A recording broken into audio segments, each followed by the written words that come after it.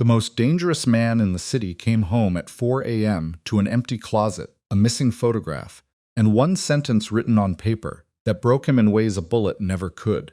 She didn't scream. She didn't beg. She just disappeared and took every piece of him with her. This is the story of a woman who chose herself over an empire. The elevator doors opened at 4:03 a.m. Raphael Viscari stepped out into the penthouse foyer, and the first thing that hit him was the silence. Not the ordinary silence of a sleeping house. The kind he had grown used to over 14 years of marriage. The soft breathing quiet of someone in the next room, perfume on the air, and the small mechanical sounds of a home that was lived in. This was different. This was the silence of a space that had been deliberately emptied. It was the kind of silence that had weight to it. He stood there in his overcoat, keys still in his hand, and felt it before he saw it. His shoes were quiet on the marble as he moved down the hallway. The lights were off.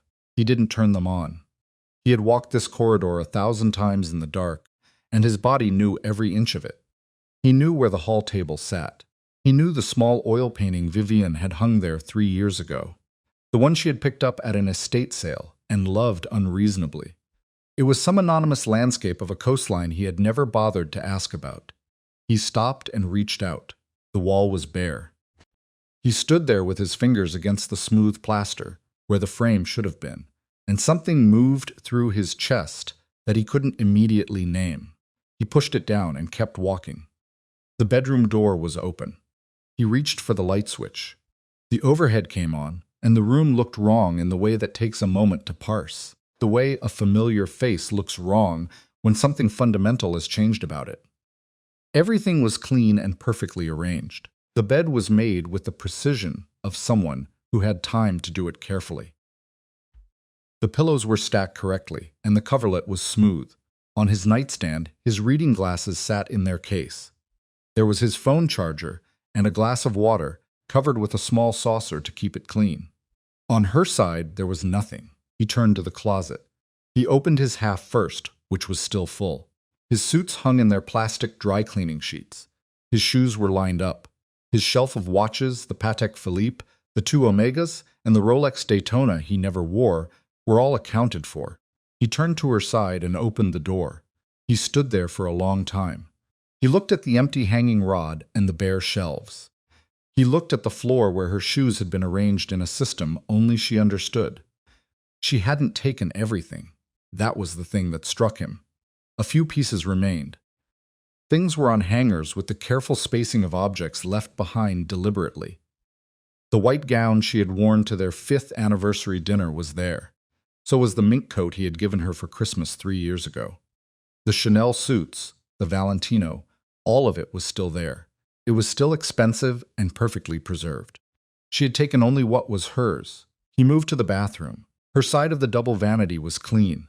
There were no perfume bottles, no creams, and no small painted ceramic dish where she kept her earrings. The shelf where her things had lived for over a decade was bare except for one object. It was a small blue glass bottle, nearly empty. It was the last of a perfume she had worn when they first met.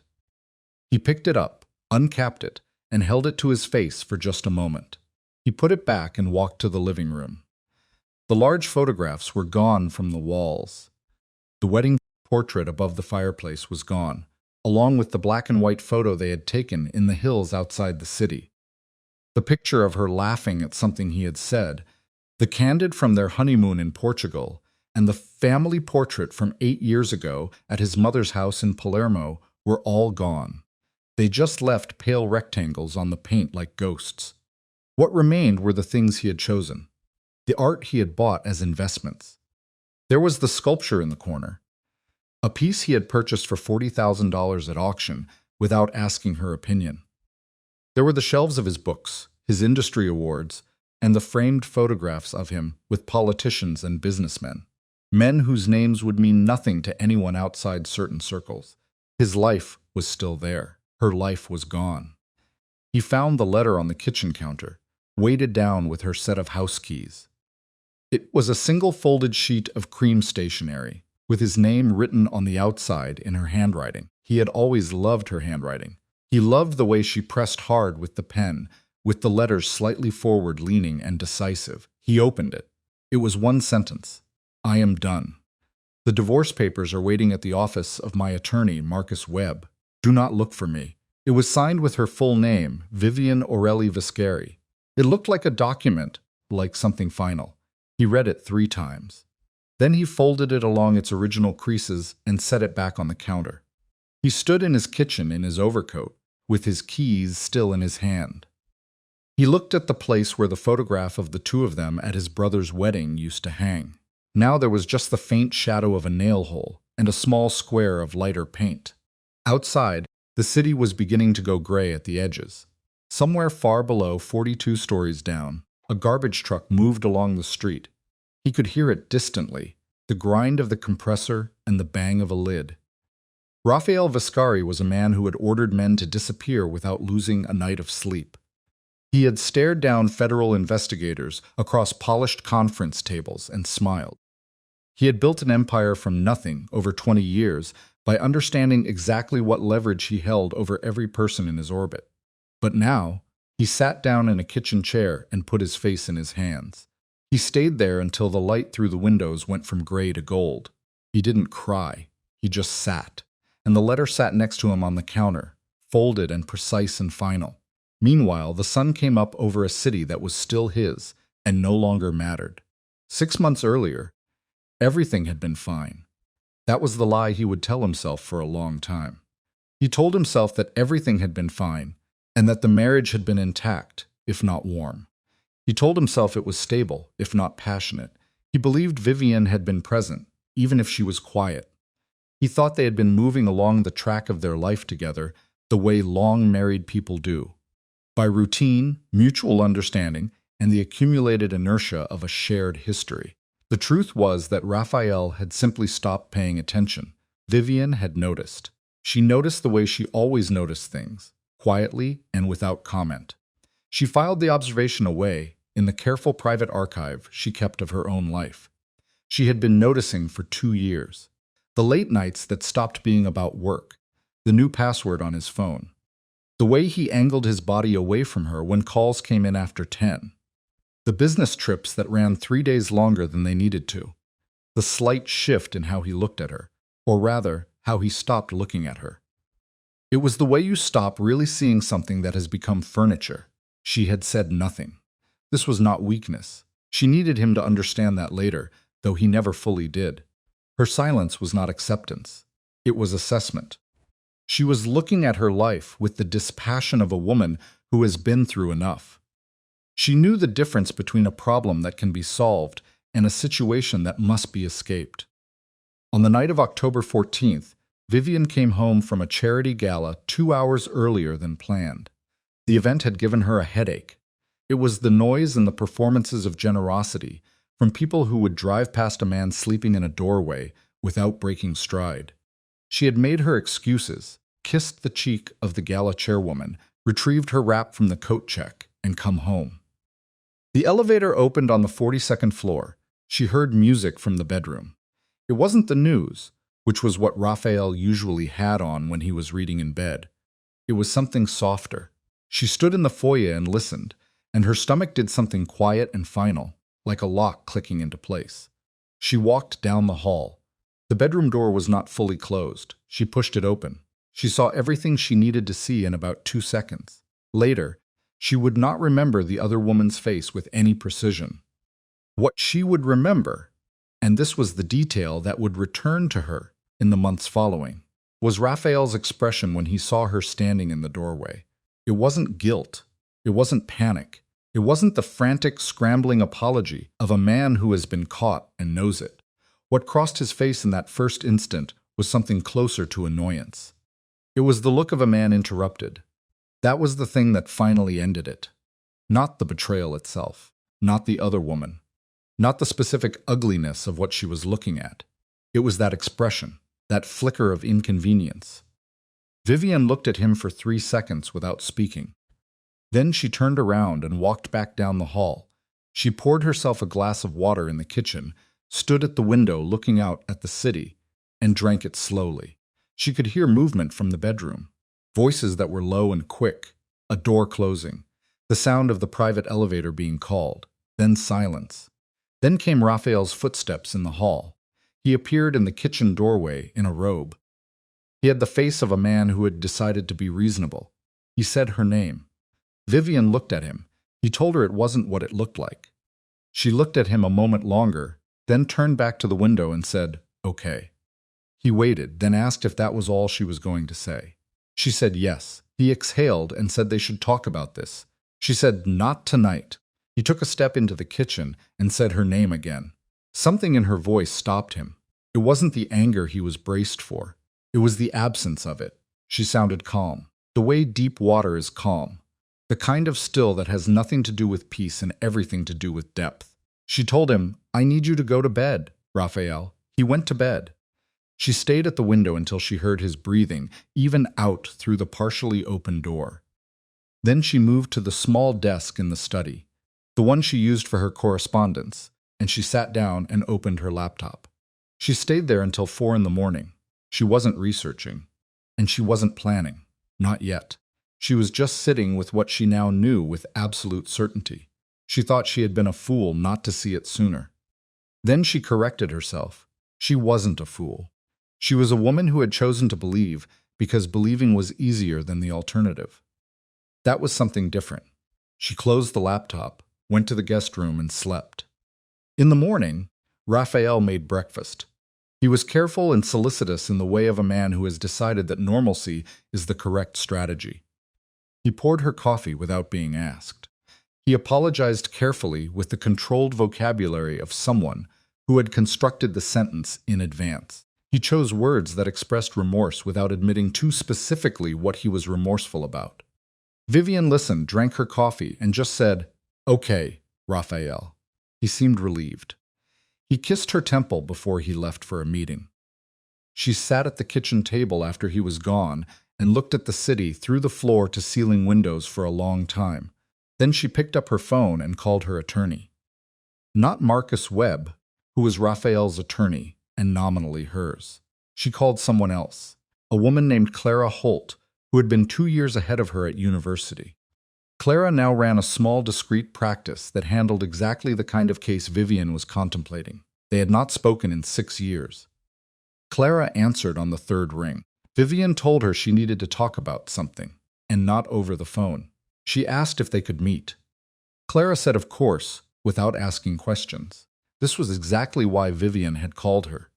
They met for lunch 3 days later at a restaurant on the east side of the city. It was far enough from Raphael's usual orbit that the chance of being seen by anyone who would report back to him was minimal. Vivian ordered soup and ate about half of it. Clara ordered a salad, listened carefully, and asked precise questions.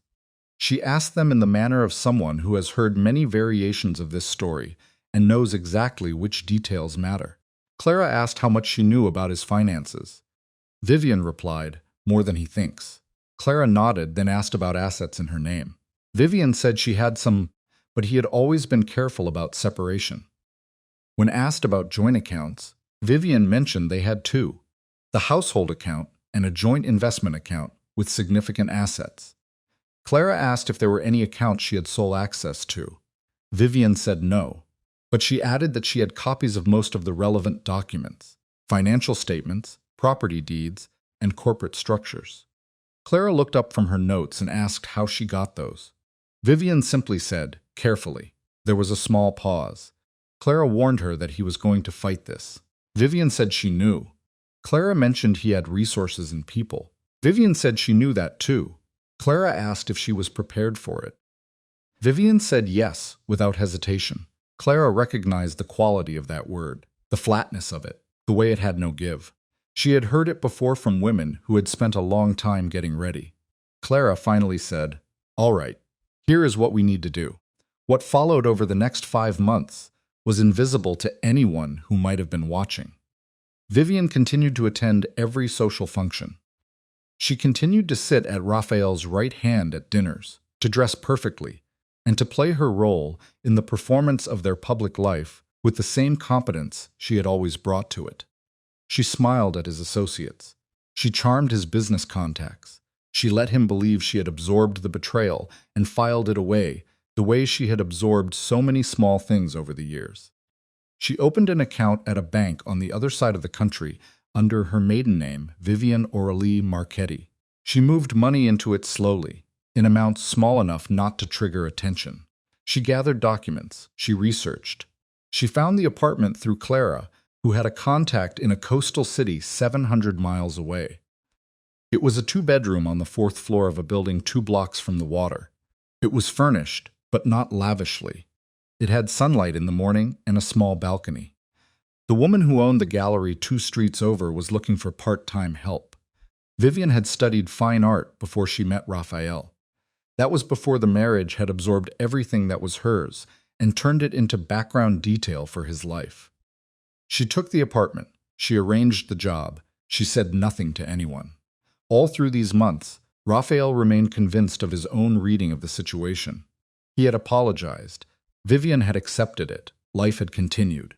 He had not ended the affair with Celeste Morrow immediately, but he had been more careful. Celeste was 31. She was the daughter of a French property developer with whom Raphael had extensive business ties.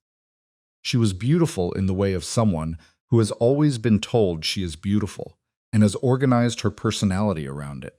She was also considerably less intelligent than she believed herself to be, which was, Raphael had found, a useful quality in a mistress. He told Celeste that Vivian knew and had forgiven him. He said this casually, as if it confirmed something about the nature of his marriage, its transactional tolerance, its pragmatic distance. He did not say it to be cruel. He said it because he believed it.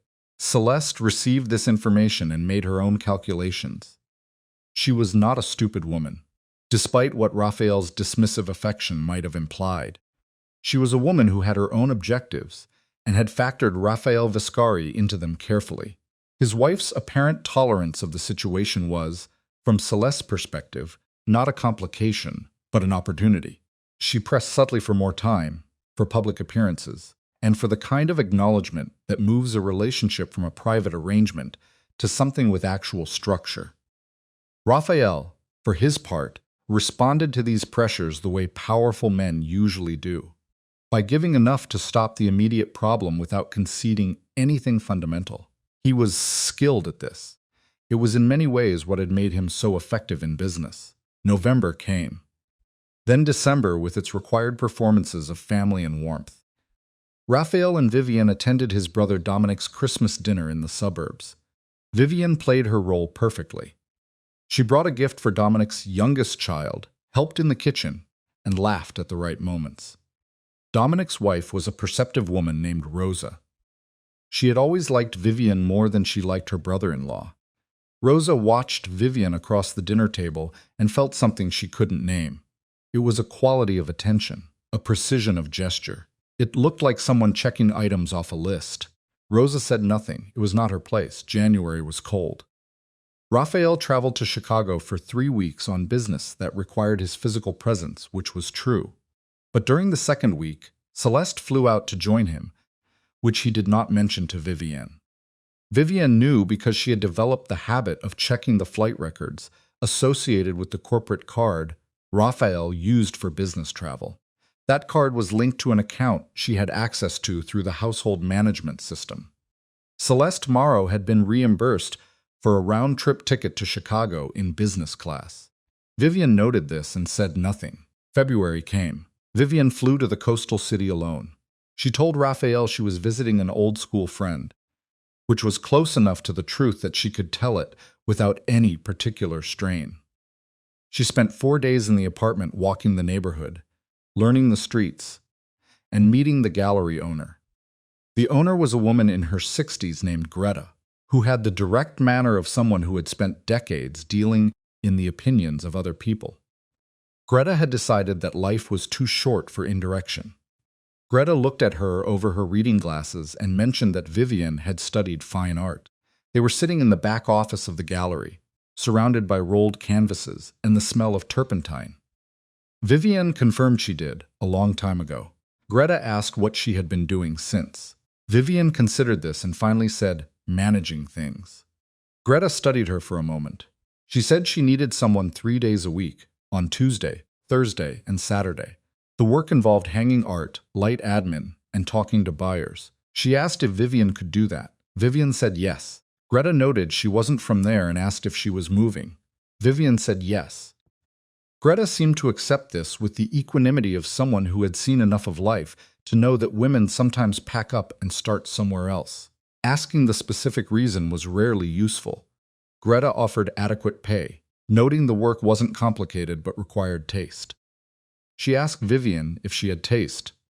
Vivian replied that she had been told so. Greta said that was good enough, extended a hand, and told her to start in April. Vivian asked if March would work instead. On the flight home, Vivian sat in the window seat and looked at the clouds for a long time. Something had loosened in her chest, not fully and not yet, but she could feel the possibility of it. It was the way you can feel the coming of spring in the air before there is any visible evidence of it. She ordered a glass of wine, drank it slowly, and let herself think for the first time in months. She didn't think about the plan, or the logistics, or what needed to happen next. She thought about painting. She thought about the particular quality of morning light she had seen through the apartment windows. The way the ocean sat at the end of the street, visible in a narrow gap between two buildings. She thought about the coastal color palette, grays and blues, and the pale gold of winter sand. These were things she hadn't had occasion to think about in years. She got home at 11 o'clock. Raphael was awake, watching financial news in the sitting room. He looked up when she came in and asked how the trip was. She said it was good. He asked if it was restful. She said yes. He turned back to the screen and told her there was food in the kitchen if she was hungry. She told him she was fine and was going to bed. He just said okay. He did not look up again. She stood in the doorway of the sitting room for a moment, looking at the back of his head. 14 years. He had been remarkable when she met him.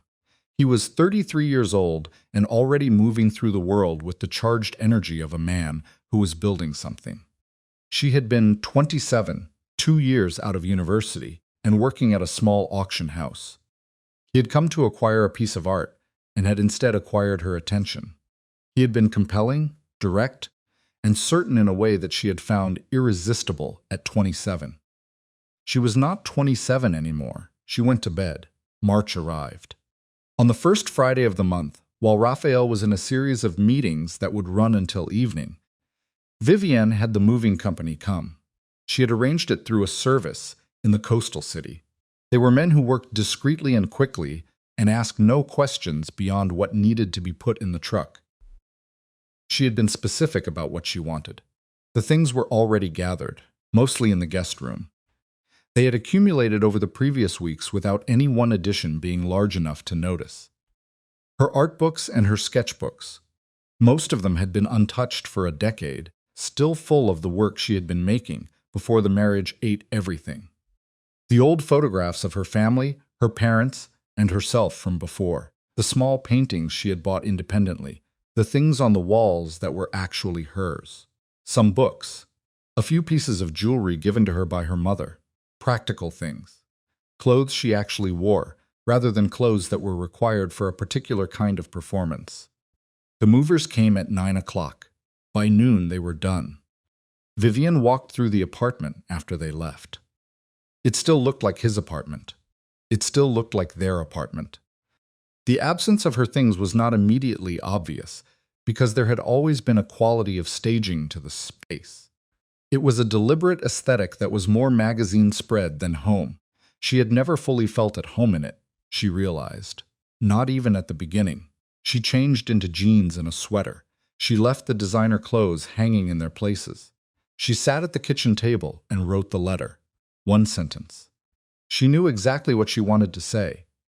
Anything more than that sentence felt like an explanation, and she owed him no explanation. She weighted it down with the house keys, both sets.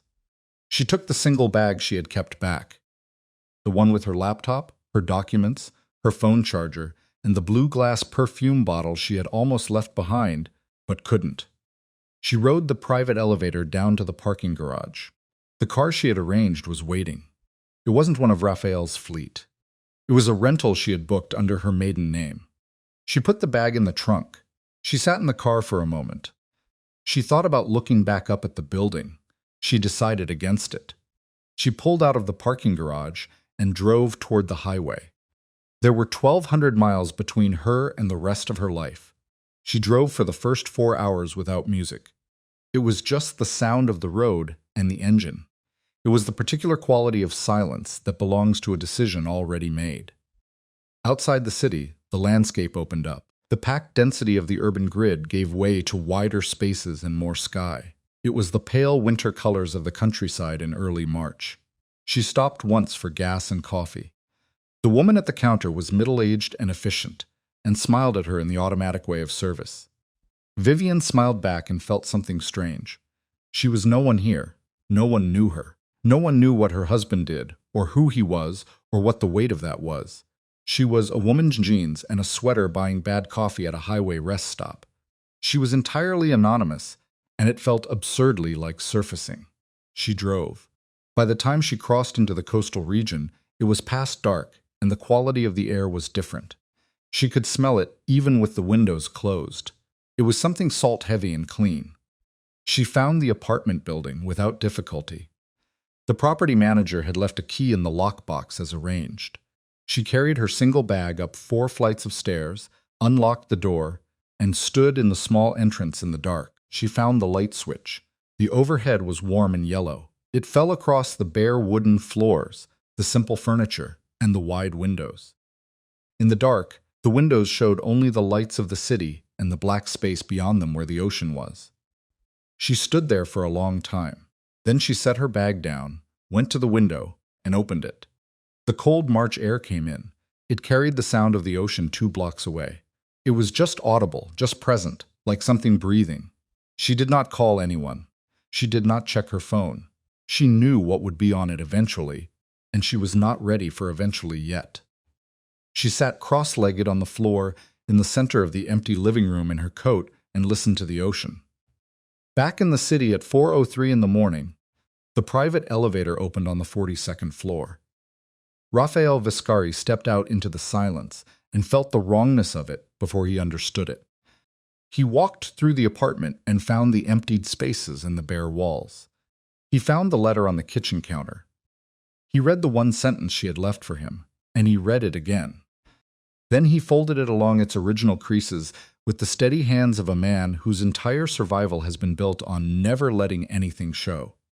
He sat in the kitchen in the dark for a long time.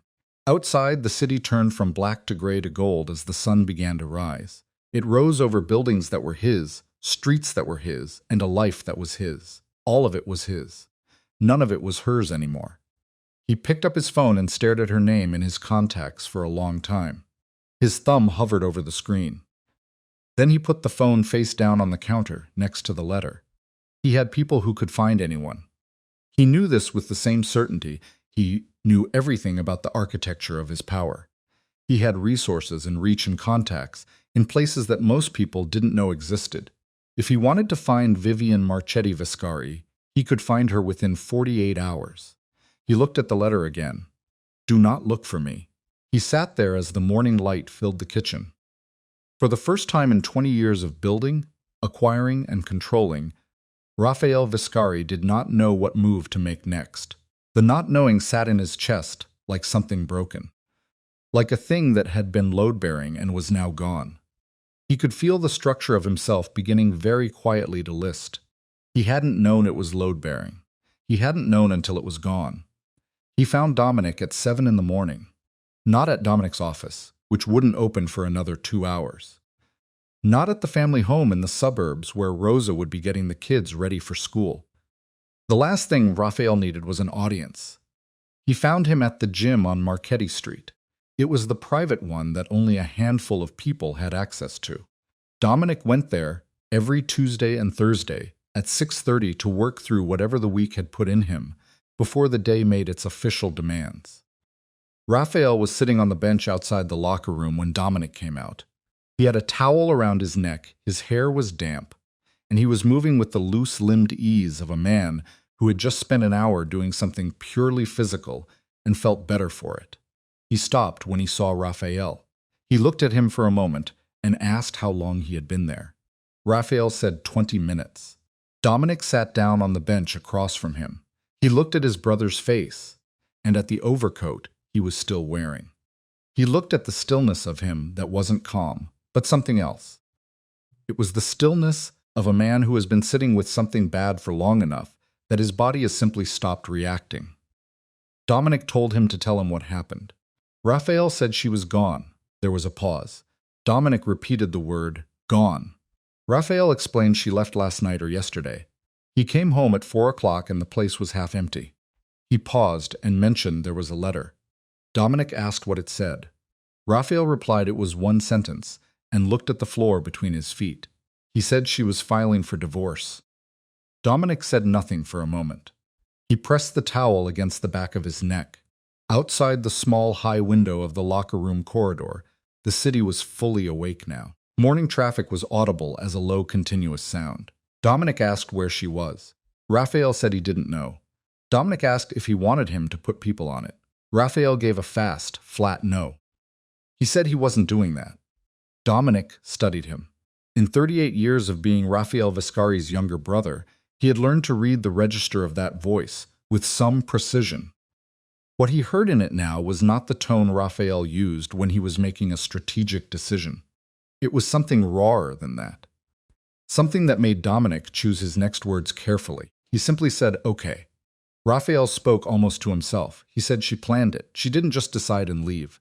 She planned it the way she plans things, quietly. He stopped. He said it had to be months. He looked at Dominic and explained that the paintings were gone. The photographs, her mother's jewelry, all of it was already gone. It had been moved before last night. He told his brother that she was living with him for months while she was planning to leave him. She was smiling at him, having dinner with him, coming to Dominic's Christmas dinner and helping Rosa in the kitchen, and he had no idea. He stopped again and repeated that he had no idea. Dominic looked at his brother's face and felt something move through him that was equal parts pity and a more complicated emotion he couldn't quite name. It was something that had to do with a conversation he had not had, a thing he had noticed and chosen not to say. Dominic asked if something specific had happened to start this. There was a long silence. Raphael admitted that she came home one night and found him with someone. Dominic was quiet. Raphael said he thought she dealt with it. He stopped, pressed his mouth together, and said she seemed fine. Dominic told him she was not fine because she was gone. Raphael looked at him. Something moved in his expression, quick and then controlled. He said he knew that. Dominic told him he wasn't saying it to be harsh. Raphael said he knew that too. He stood up and straightened his coat. The motion was automatic. It was the gesture of a man reassembling himself through physical habit. He said he had a 9 o'clock meeting and needed to go home and change. Dominic stopped him and asked if it was Celeste Marrow. The silence that followed was its own answer. Dominic watched his brother's jaw tighten and then release. It was the micro-movement of a man who has decided not to deny something because denial would cost more dignity than the truth. Raphael said yes. Dominic nodded slowly. He had suspected it, not because he had been told, but because he had eyes. Celeste Marrow had appeared at 3 of Raphael's business functions in the past year, with the particular possessive attention of a woman who believes she has a claim. He had said nothing because it was not his marriage. He understood now that this had been a failure of fraternity, but the understanding came too late to be useful.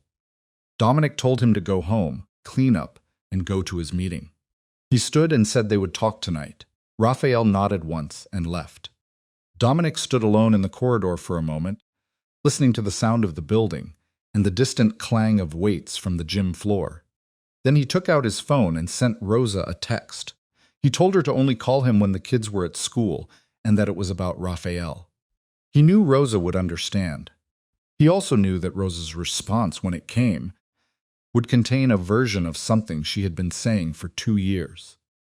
She would remind him that she had never been easy about Vivienne, and that there was something wrong in that apartment. It was something she couldn't say exactly, but felt. She had tried to say it to him twice, and both times he had told her it wasn't their business. He was going to have to hear about that. He deserved to. Celeste Marrow found out the same day. Not from Raphael. He had not called her. He had gone home, changed, and gone to his 9 o'clock meeting and his 11 o'clock meeting. He had lunch with a man named Carver, who ran his legal affairs. Carver spent the meal watching Raphael with the careful attention of someone who can see that something is wrong, but has been around long enough to know not to ask. Then Raphael went back to the office and worked until 6 o'clock. Celeste found out because a woman she knew, the wife of a man in Raphael's circle, sent her a message in the afternoon. It was 3 words, "Did you hear?" Then a second message followed. Raphael Viscari left him. Divorce. Celeste sat with this for a long time in the back of a car moving through afternoon traffic. She read both messages twice. She put her phone in her bag. She looked out the window at the city moving past. She told herself she felt nothing in particular. This was not true. What she felt was complex, and she would not have wanted to examine it too closely. The dominant note in it was something she might have described as the particular vertigo of a plan reaching its moment and then not going as the plan had specified. She had not been waiting for Vivian to leave, not precisely. But she had been oriented toward a future in which the obstacle of the marriage eventually resolved itself. Now that it had resolved itself in the most absolute way possible, she felt not the relief she had anticipated, but something closer to anxiety. Raphael had not called her. He should have called her. The news was hours old. He had clearly known since the morning, and he had not called. She told her driver to take her to Raphael's building. The doorman called up. She waited. After a pause that was slightly longer than necessary, she was told Mr. Viscari was not available. She thanked the doorman with a smile that did not reach her eyes and got back in the car. She called him. It rang 4 times and went to voicemail. She did not leave a message. She called again the next morning. He answered on the second ring. She told him she had heard and had been trying to reach him. He said he knew and that he had been handling things. She kept her voice neutral and warm, the register she used when she was being careful. She told him she just wanted him to know she was there for whatever he needed. There was a silence on the line that had a particular quality to it. She had been with Raphael long enough to know his silences and the different kinds of them. This one felt like assessment. He told her he appreciated that. She said they should talk and that she thought this changed things. He told her he had a call at 8 and would reach out later this week. She repeated, later this week. He said yes. After a pause, she asked if he was all right. He said he was fine, with the same flatness he had used with Dominic. It was automatic and practiced. The voice of someone who has decided that the question doesn't merit an honest answer, and the person asking it doesn't need one. She just said, okay. She waited. He did not call later that week. He called on Thursday 8 days after Vivian's departure and asked if she would come to the apartment that evening. She arrived at 7 o'clock. He met her in the living room, not the kitchen, which was warmer and smaller and more intimate. He chose the formal living room with its view of the city, its expensive furniture, and its feeling of a space designed for performance rather than habitation. He poured her a drink she didn't want. He didn't pour one for himself. He looked bad, not noticeably to someone who didn't know him, because he was still fully assembled. He was still in a suit at 7 in the evening, still carrying himself with the particular physical authority that was so fundamental to who he was, that it persisted even when everything else was in disarray. But she knew him. She could see it in the set of his eyes and the quality of stillness around him. He sat across from her. He looked at her for a moment without saying anything. He finally said, "This isn't what you think." She waited. He explained he wasn't asking her there because things had changed between them. He asked her there because he needed to say something directly and didn't want to do it on the phone. She set her glass down on the table between them and told him to say it. He met her eyes and told her that Vivian leaving didn't change what this is. The words settled in the room. She looked at him and asked what this was. He paused, then said it was what it has been, what it was always going to be. She felt the blood come up in her face, warm and immediate, and she pressed it back down with everything she had. She asked if he was telling her that with his wife gone, he still didn't intend to. He cut in, saying he was telling her the truth, and should have told it to her sooner. She reminded him that for 2 years he had been telling her things. He didn't raise his voice. He never raised his voice, a quality she had always found simultaneously compelling and infuriating. He told her he knew what he said and what he implied. He admitted it was wrong and said he was correcting it now. She stood up. She was very controlled. Her hands were steady, and her posture was excellent. The only sign of what was happening inside her was a tightness around her jaw that she could not entirely suppress. She told him he had spent 2 years letting her believe he never made promises. She said he made implications that functioned as promises, and he knew that. He looked at her without moving. She told him she had wasted 2 years. Her voice was still very controlled. She asked if he understood that. She said she had other options, and had made choices based on what she believed about what this was becoming. He said he knew. She asked if he was telling her it was nothing. He said he was telling her it was what it was, and it was never going to be more than that. He looked at her steadily and said he was sorry. He meant that. He said he should have been clearer. She stood there for a moment. She looked at the absolute immovability of him and understood with a cold clarity that there was nothing to argue toward. He had decided. He had likely decided the morning he came home to Vivian's letter. That meant everything she had been reading as grief and shock for the past 8 days had actually been him making up his mind. She told him to get out of her sight and leave the apartment. He nodded. He stood, picked up his jacket from the chair back, and walked to the door. He paused there and said her name. She did not look at him. He said again that he was sorry. She heard the door close behind him. She stood in the middle of the formal living room for a moment. Then she went to the window and looked out at the city. She looked at the lights of it and at the ordinary indifference of it. Then she picked up her phone and called her father. Armand Marot answered on the second ring. He was in Paris, where it was past midnight. He listened to his daughter speak for 4 minutes without interrupting. Then he told her to come home for a while and see him. She didn't answer immediately. He said her name. She said yes, and then okay. She booked a flight for the following morning. What neither of them knew, neither Celeste on the phone with her father, nor Raphael in the car going back to an apartment that still felt wrong, was that Armand Marot had a particular relationship with the memory of slight. His reaction to his daughter's situation was not as simple as paternal comfort. Armand Marot had done business with Raphael Viscari for 6 years. He had never liked him. He had tolerated him as a business partner because the returns had been significant and the arrangement had been clean. But he had watched the way Raphael moved through the world, and he had formed opinions that he kept to himself because they were not yet useful. They were about to become useful. On the coast, Vivienne was learning the rhythm of a different life. She woke at 6:30 without an alarm, which had not been true in years. The apartment was cold in the mornings. She had learned to make coffee first thing, wrap herself in the heavy wool blanket she had bought at the market on her 3rd day, and stand at the open window with it around her shoulders while the light changed over the water. She could see the ocean from here if she leaned slightly to the left. It was a thin strip of it between the buildings, gray-green in the mornings and occasionally silver. Greta was exactly as she had been at the interview, direct, demanding, and fair. She had the bone-deep competence of someone who had spent decades doing one thing with full attention. The gallery showed mid-career painters mostly, with occasional pieces from younger artists Greta was watching. Vivian's work in the first week was mostly physical. Moving pieces, preparing for a new installation, and labeling and cataloging a collection that had come in from an estate. She did it without complaint, and with a precision that Greta noted without commenting on.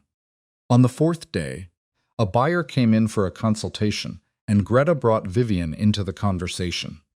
She introduced Vivian and said she would be working with her, noting she had a good eye. The buyer was a woman who collected seriously and knew it. She looked at Vivian with the appraising look of someone assessing whether this was going to be useful or performative. Vivian looked back at her calmly. The buyer pointed out the Hendrix piece and said she had been looking at it for 3 weeks, going back and forth. Vivian asked what was holding her back. The buyer said it was the scale, explaining her space was large, but not that large. Vivian told her it wasn't about whether it fits. It was about whether the space could hold what the piece was doing.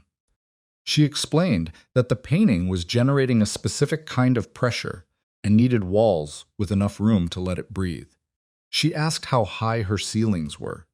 The buyer looked at her for a moment and said 14 feet. Vivian told her the scale was right and that the painting needed height around it more than horizontal space. After a pause, the buyer asked if she thought she should buy it. Vivian told her that if she had been coming back to it for 3 weeks, it had already made its argument. The buyer looked at the painting for a moment. Then she looked at Vivian and said, "Wrap it up." Greta said nothing until the buyer had gone. Then she looked at Vivian across the gallery floor and just said, "Good." Vivian nodded. She had not told Greta about Raphael. She had not told her that her name in another city was Viscari. She didn't say that this name meant something specific in circles of power, money, and criminal architecture that most people would never enter. She had not told her about the years of performance, or the affair, or the night she came home to find her marriage confirmed as fiction. She was not sure she would ever tell Greta any of this. It felt like the right instinct to let herself be known here as only what she was now, rather than what she had come from. She bought canvases on a Saturday. Small ones to start, and a basic set of oils. Nothing expensive. She set them up in the second bedroom that she had not furnished yet. She spent a Sunday afternoon doing nothing except mixing colors, not painting, just testing how they moved together and relearning the feel of it in her hands. She had forgotten. She had told herself for years that she hadn't lost anything. She told herself that the painting was still there, just dormant and set aside for when there was time. But facing the blank canvas that Sunday afternoon, she understood that she had been lying to herself. The thing she had set aside was not dormant, but diminished. It had shrunken from years of neglect. The distance between where she had been and where she was now was real, and would require real work to close. She felt this without self-pity. She mixed her colors and made marks on the canvas, and they were not very good. She looked at them and felt only the sober recognition of a baseline. This is where I am now. I work. She did not check the news from the city she had left. She did not search Raphael's name. She did not look at the society columns that occasionally featured them, or had featured the version of them that was now dissolved. She had a new phone with a new number, and only 3 people had it. Clara Holt, her mother, and a friend from university named Priya.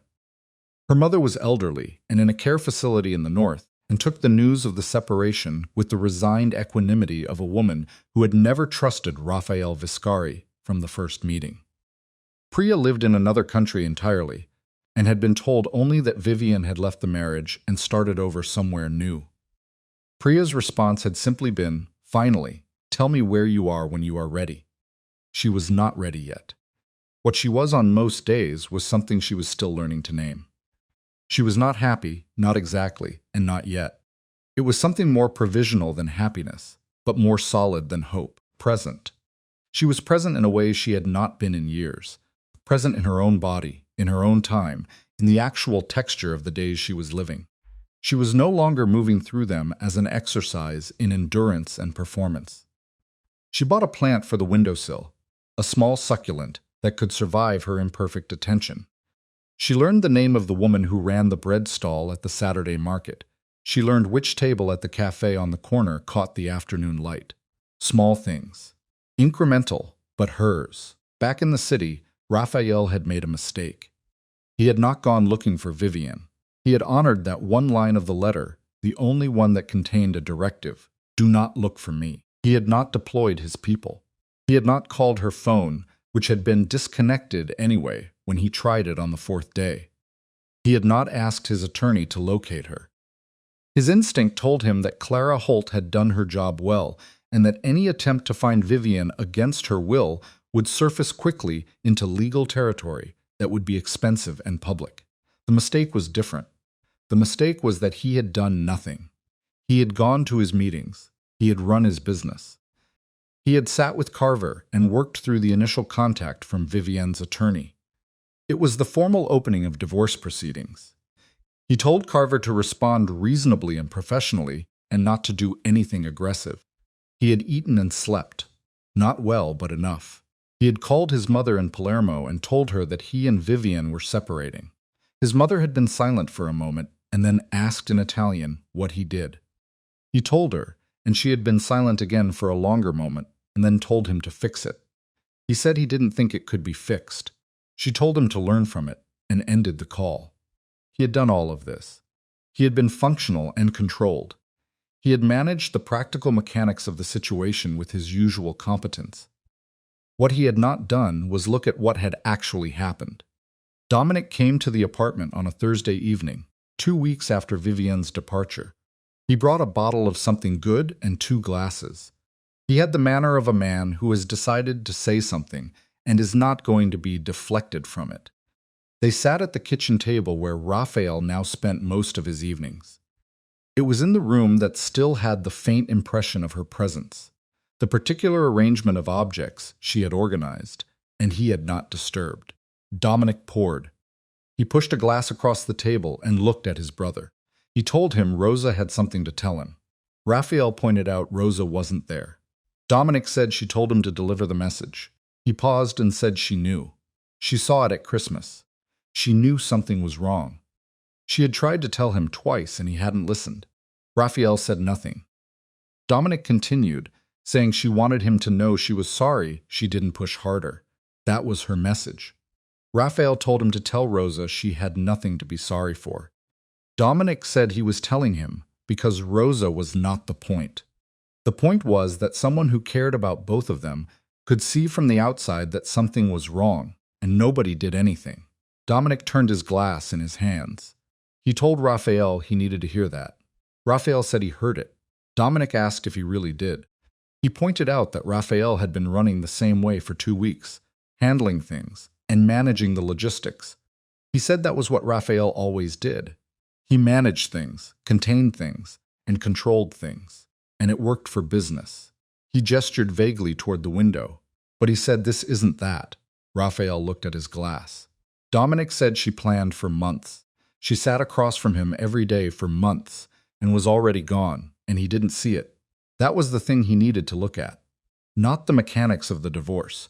Not whether he could find her, or convince her, or negotiate something. The thing he needed to look at was the part where she had been gone for months, and he didn't even notice. There was a long silence. Raphael said he knew. Dominic asked what he was going to do with that. Raphael didn't answer.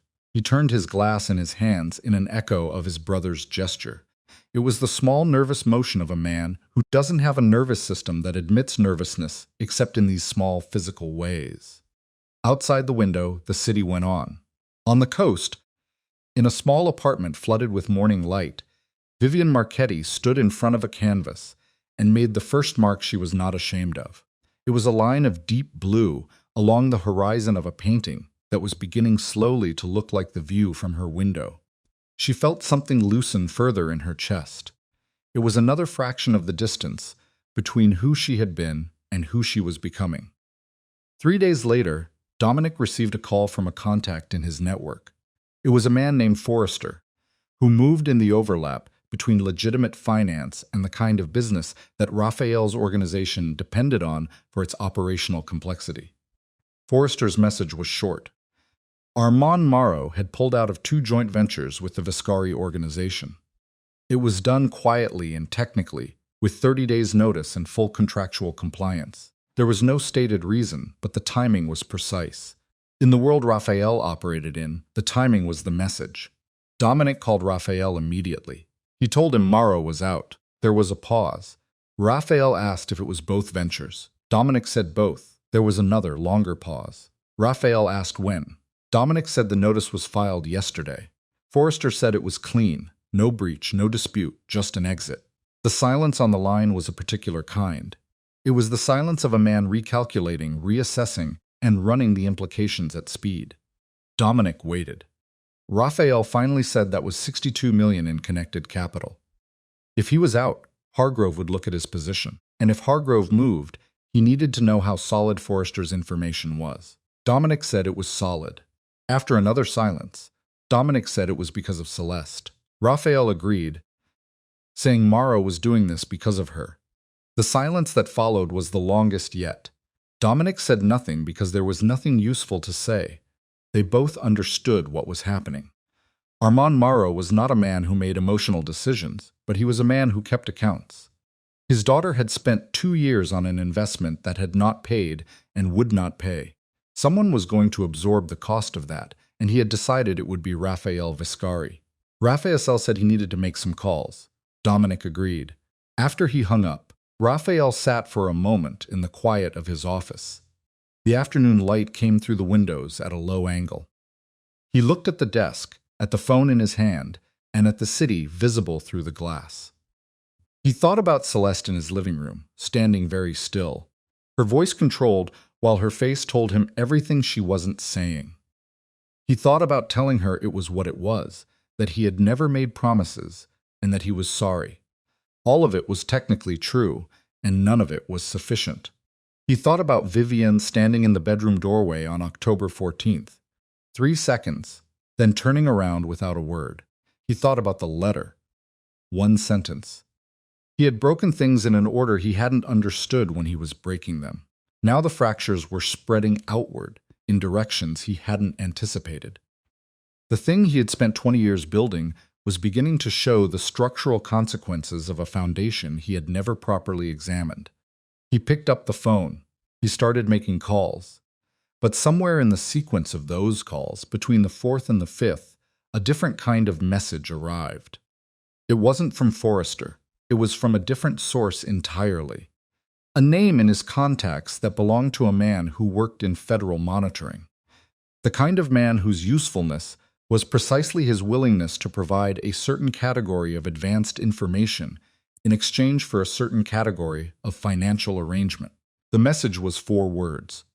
They are looking at you. Raphael read it twice. He set the phone down. He looked out the window. The Morrow withdrawal had not just been a financial move. It had been a signal.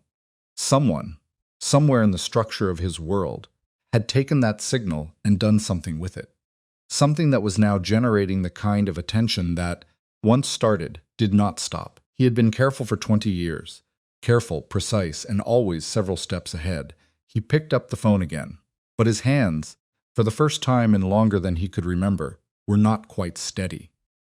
The city outside the windows looked the same as it always had.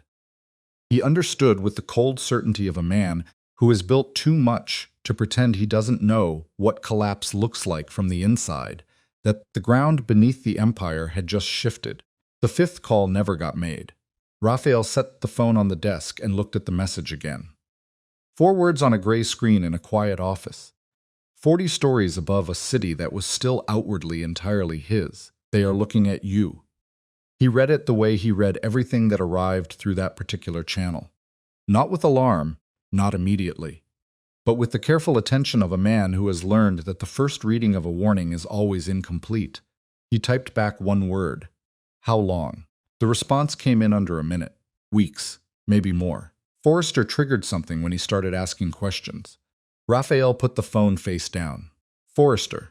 He sat with that for a moment. Dominic had used Forrester to get the information about Morrow. That meant Forrester had been asking questions about Morrow's financial movements. That meant Forrester had generated a footprint. And that footprint had been noticed by people who were already apparently in the process of looking. Not because of Forrester. Forrester had only accelerated a timeline that was already running. They had been looking before Morrow pulled out. He stood up, walked to the window, and looked at the city the way he had looked at it 1,000 times. With the particular ownership of a man who has fought for something and won it, and knows every inch of what he holds. The light was going amber now, late afternoon sliding toward evening, the buildings catching it along their upper floors, while the streets below went to shadow. 20 years. He had been careful for 20 years.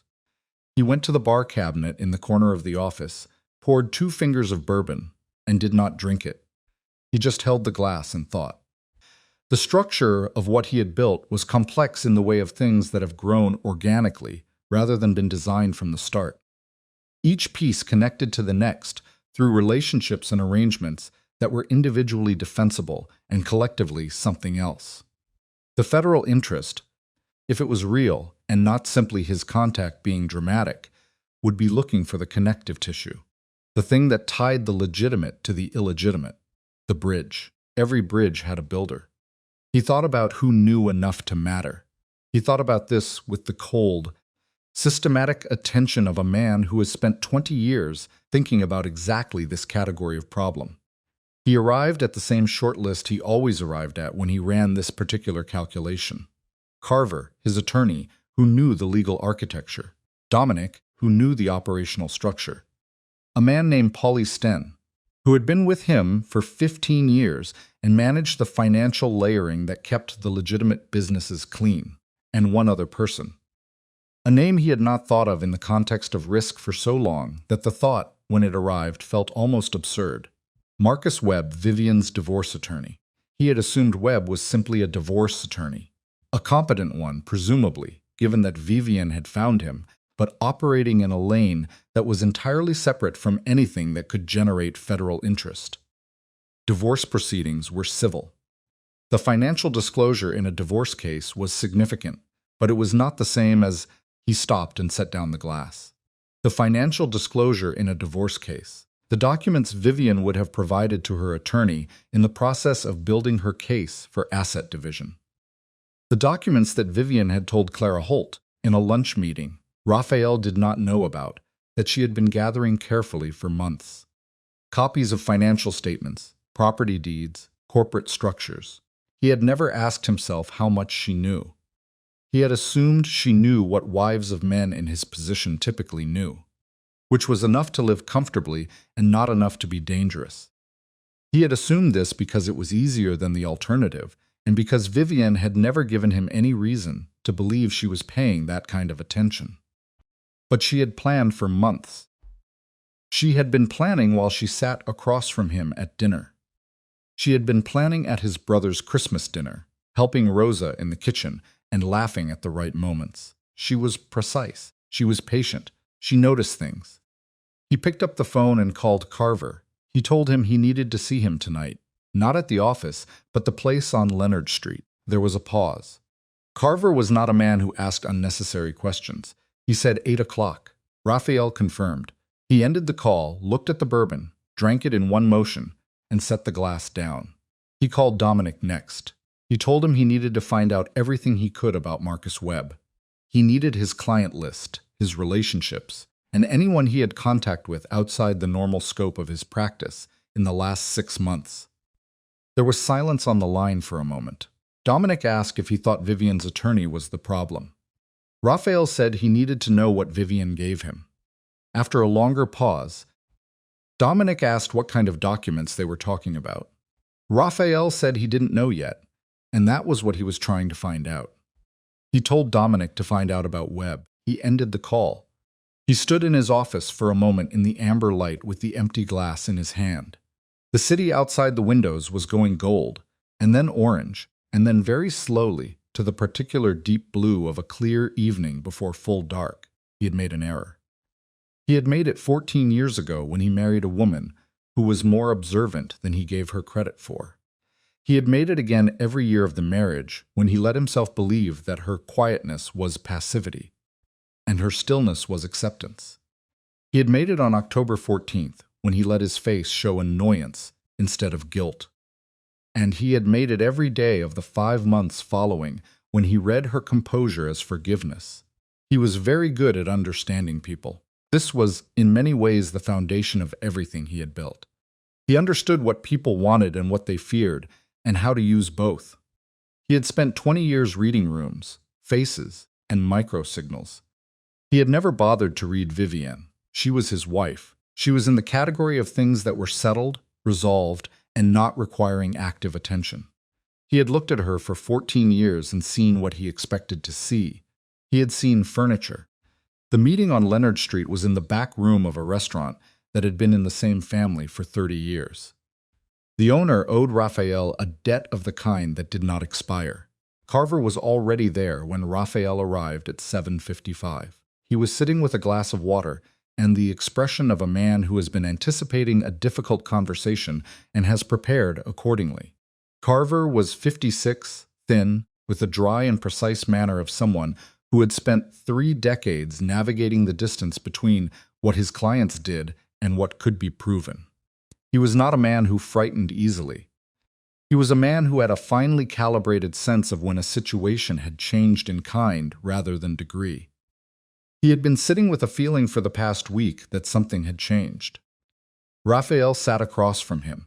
The room was small, the lighting was low, and the sound from the restaurant was a muffled distance.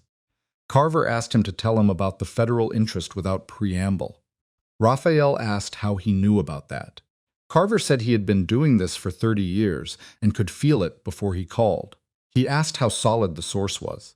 Raphael said solid enough, and that the timeline was weeks, possibly already in motion.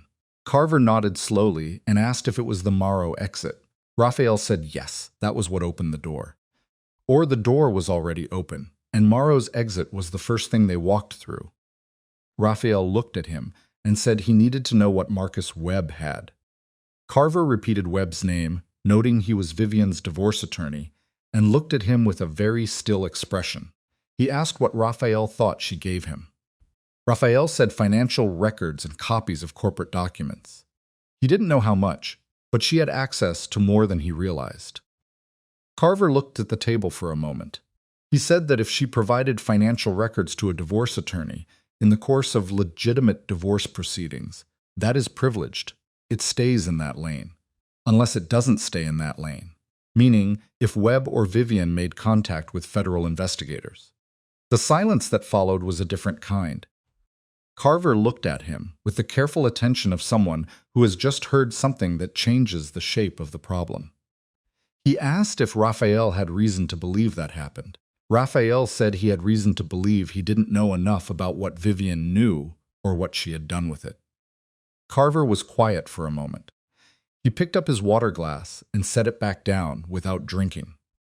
He explained that if she went to federal investigators with financial records obtained during the marriage, that's a different matter entirely. That's not divorce proceedings. Raphael cut in and said he knew what it was. She would need a reason to do that.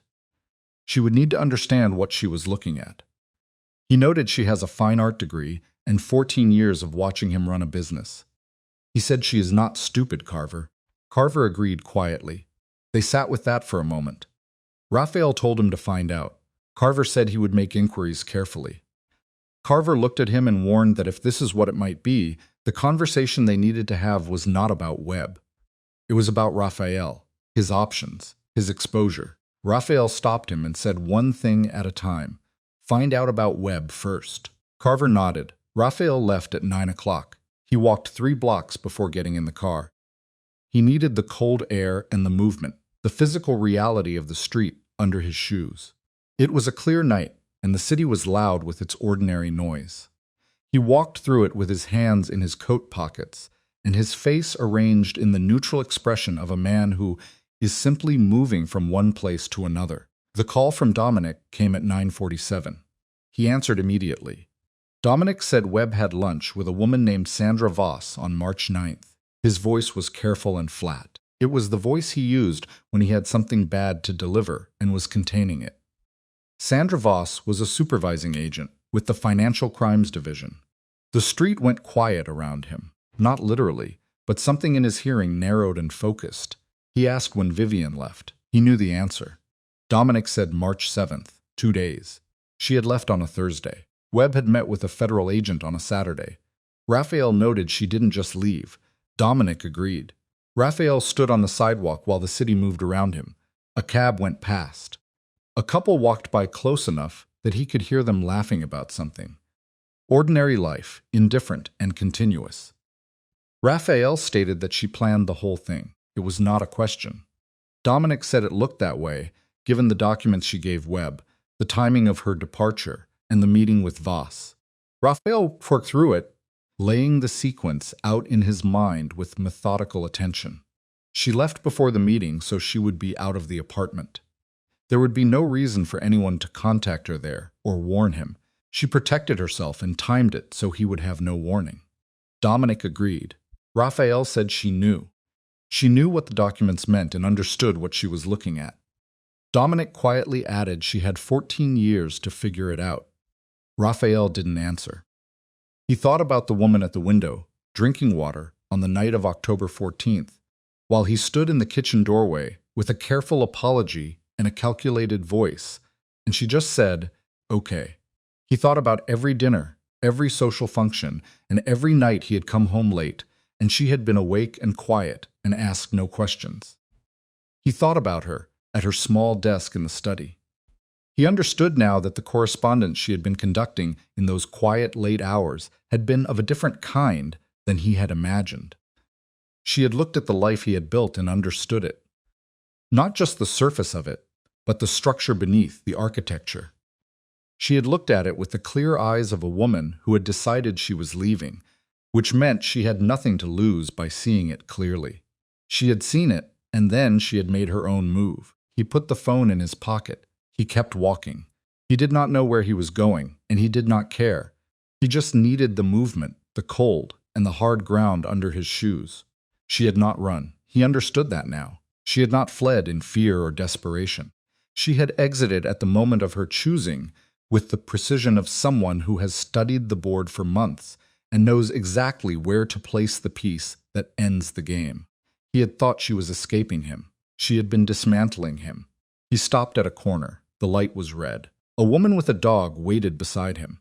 The dog looked up at him with the pure, uncomplicated attention of an animal. He looked back at it for a moment. The light changed.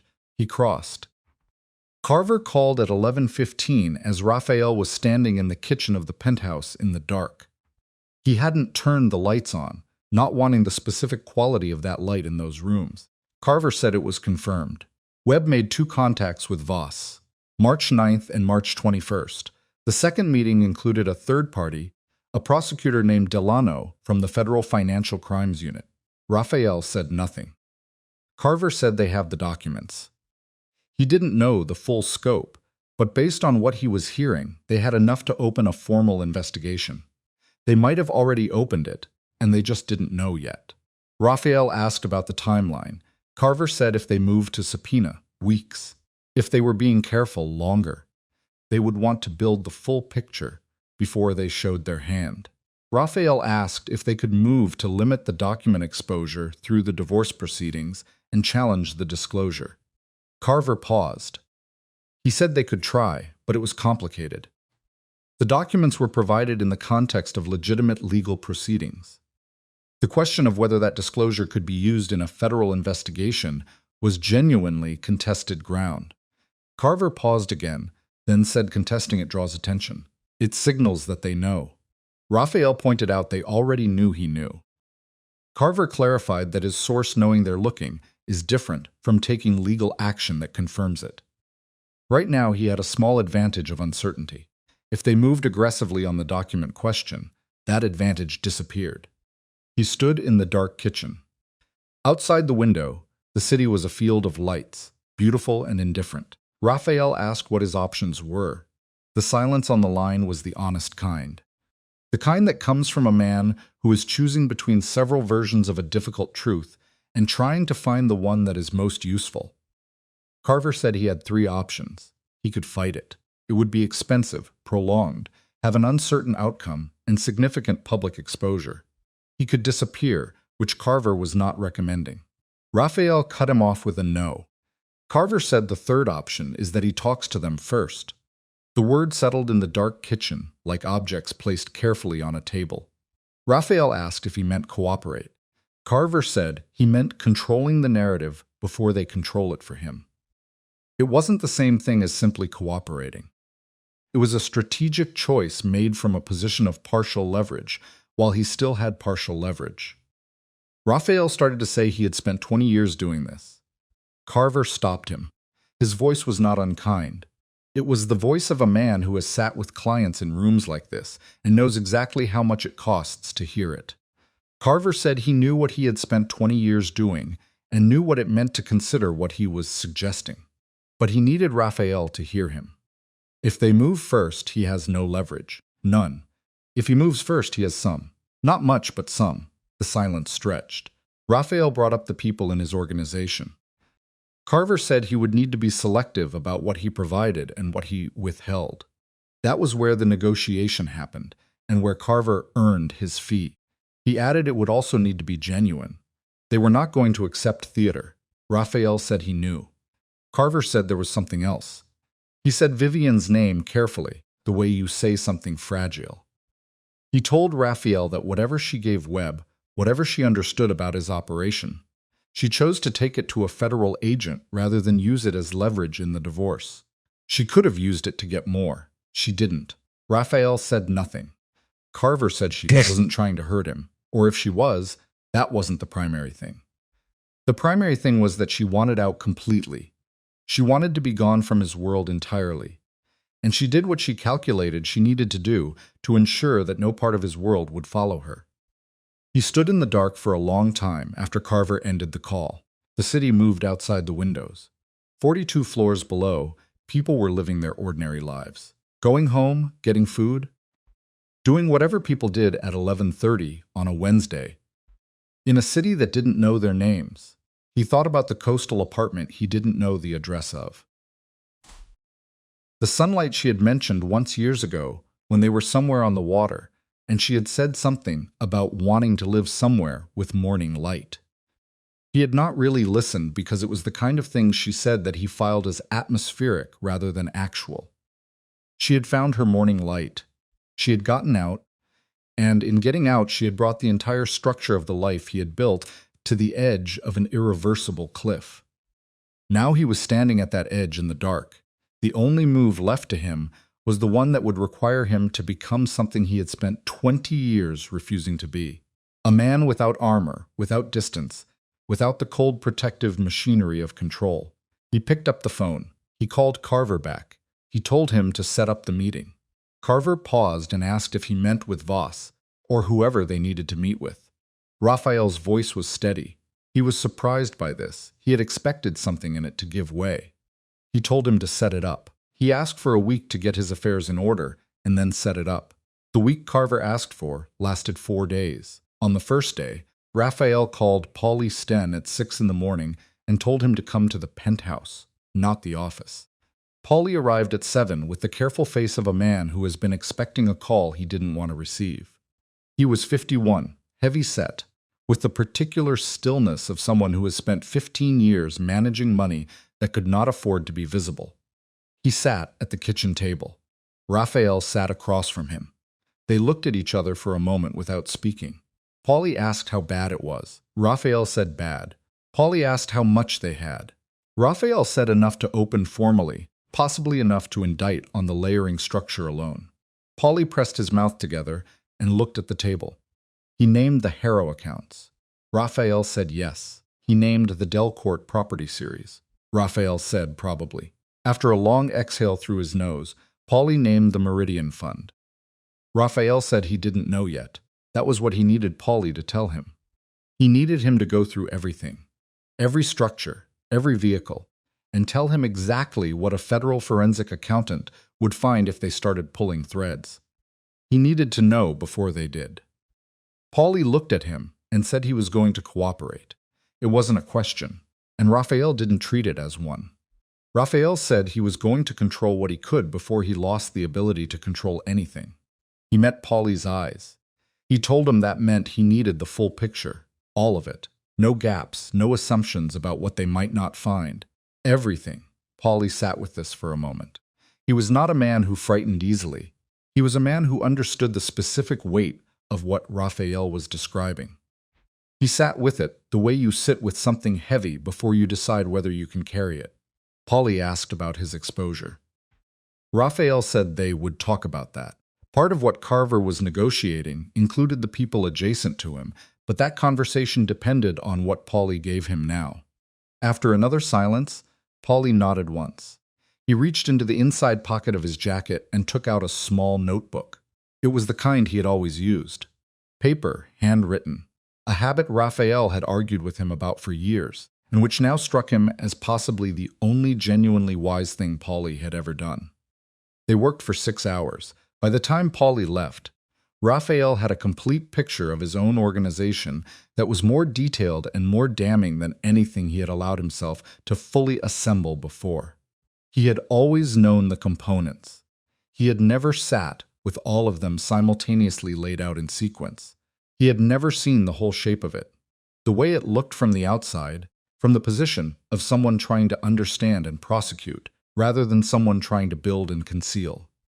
It looked from that angle like exactly what it was. On the second day, he called Dominic. This was the conversation he had been avoiding and could no longer avoid.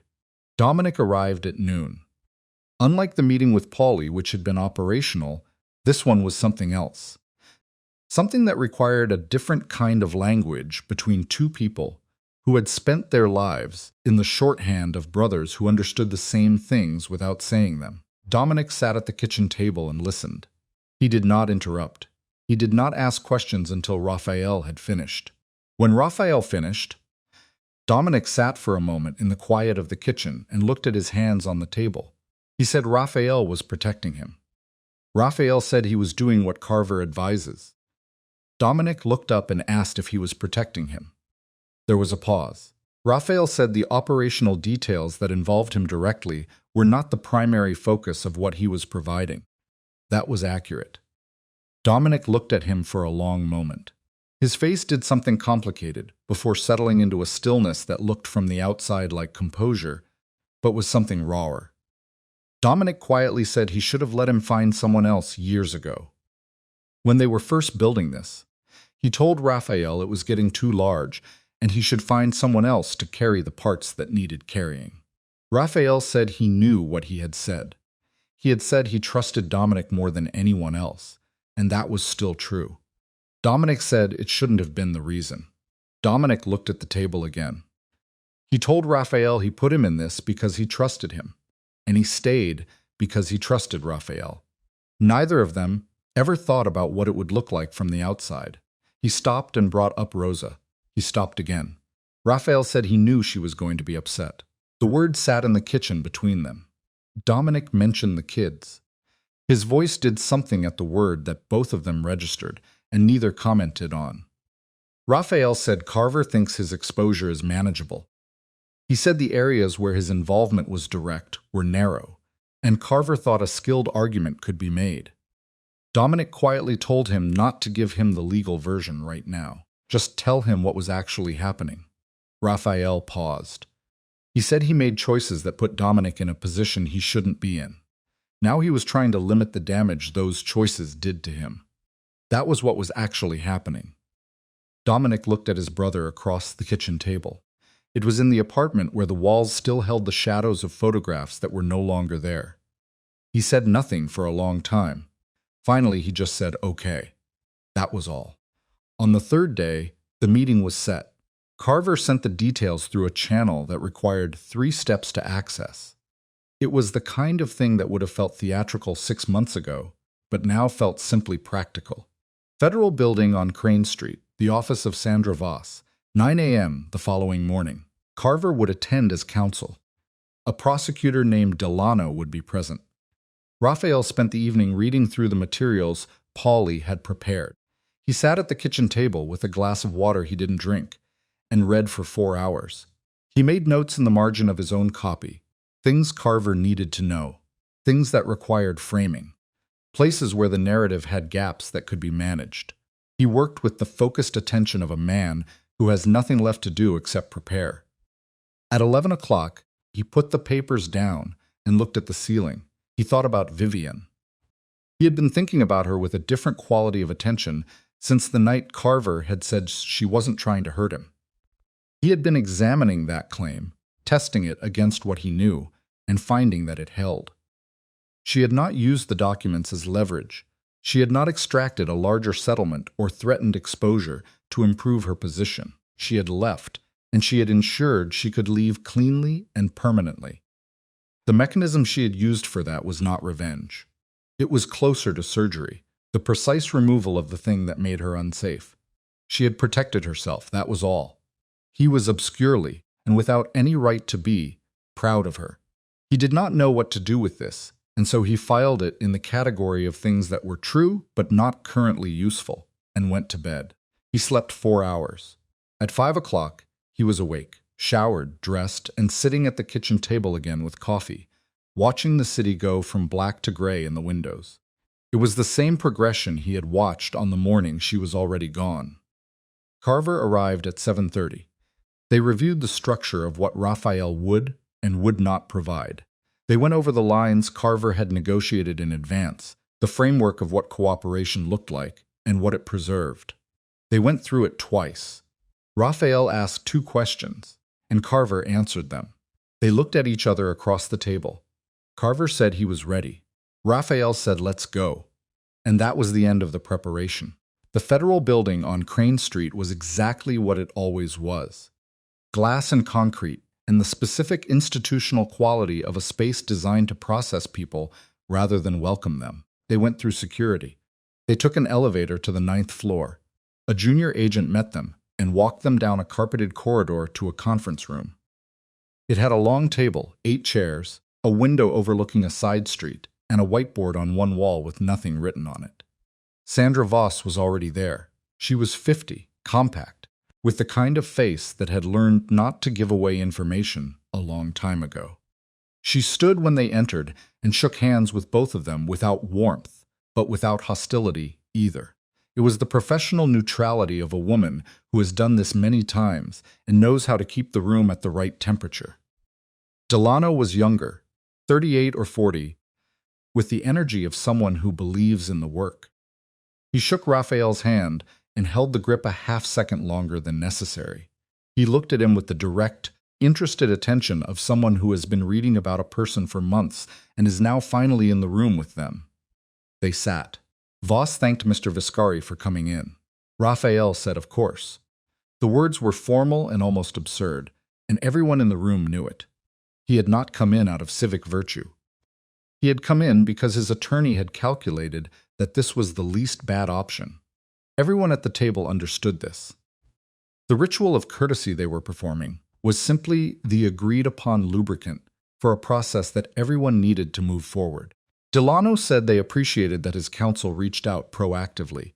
He said that was noted, and it mattered. Carver said good. Voss said they wanted to be clear about what they were looking for. She had a folder on the table in front of her, a legal pad, and a pen she had not yet picked up. She said they were not interested in destroying something for the sake of destroying it. They were interested in a specific set of relationships and a specific pattern of financial conduct. She explained that if his client could help them understand those relationships and that pattern more completely, they had significant flexibility in how they discussed his own situation. Carver asked her to define significant. Voss looked at him and said enough to make this conversation worth having. There was a pause. Carver asked what they needed to start. Delano said the Marrow connection. His voice was direct, with no performance in it. He said they knew Armand Marrow's relationship with the Viscari organization went beyond the stated joint ventures.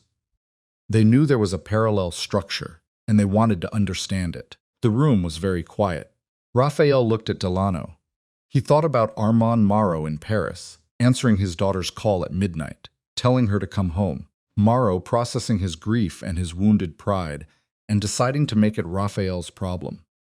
He thought about how Marrow's move, which had felt like a business strike, had actually been the key that opened a door that was already unlocked. Marrow had no idea that in trying to punish Raphael, he had accelerated a timeline that would bring its own kind of scrutiny to the Marrow organization. It brought its own kind of complications to a man who thought he was moving from a position of safety. Raphael stated that the Marrow parallel structure was more extensive than what they had in the documents they had seen. Voss picked up her pen. They went for 4 hours. Raphael talked with the careful precision of a man who has decided on a perimeter and is defending it.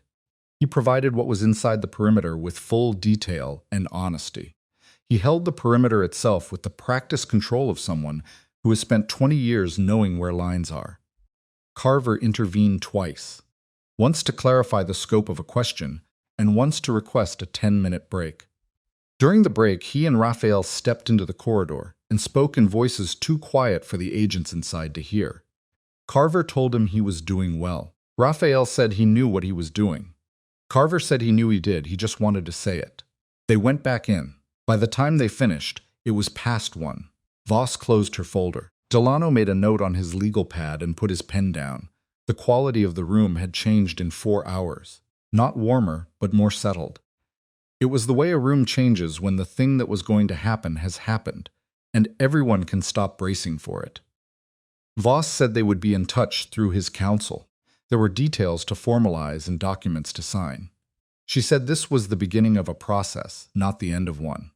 Carver said understood. Voss looked directly at Raphael for the first time since they had moved past the formalities. She told him she wanted to be honest with him. What he had provided today changed things, but the process from here was going to be difficult. There would be moments where his patience would be tested, where the terms would feel unreasonable, and where he would want to walk back from what he started. Raphael said he was aware of that. She told him she was saying it because she had seen people walk back, and it makes everything worse. Raphael told her he was not going to walk back.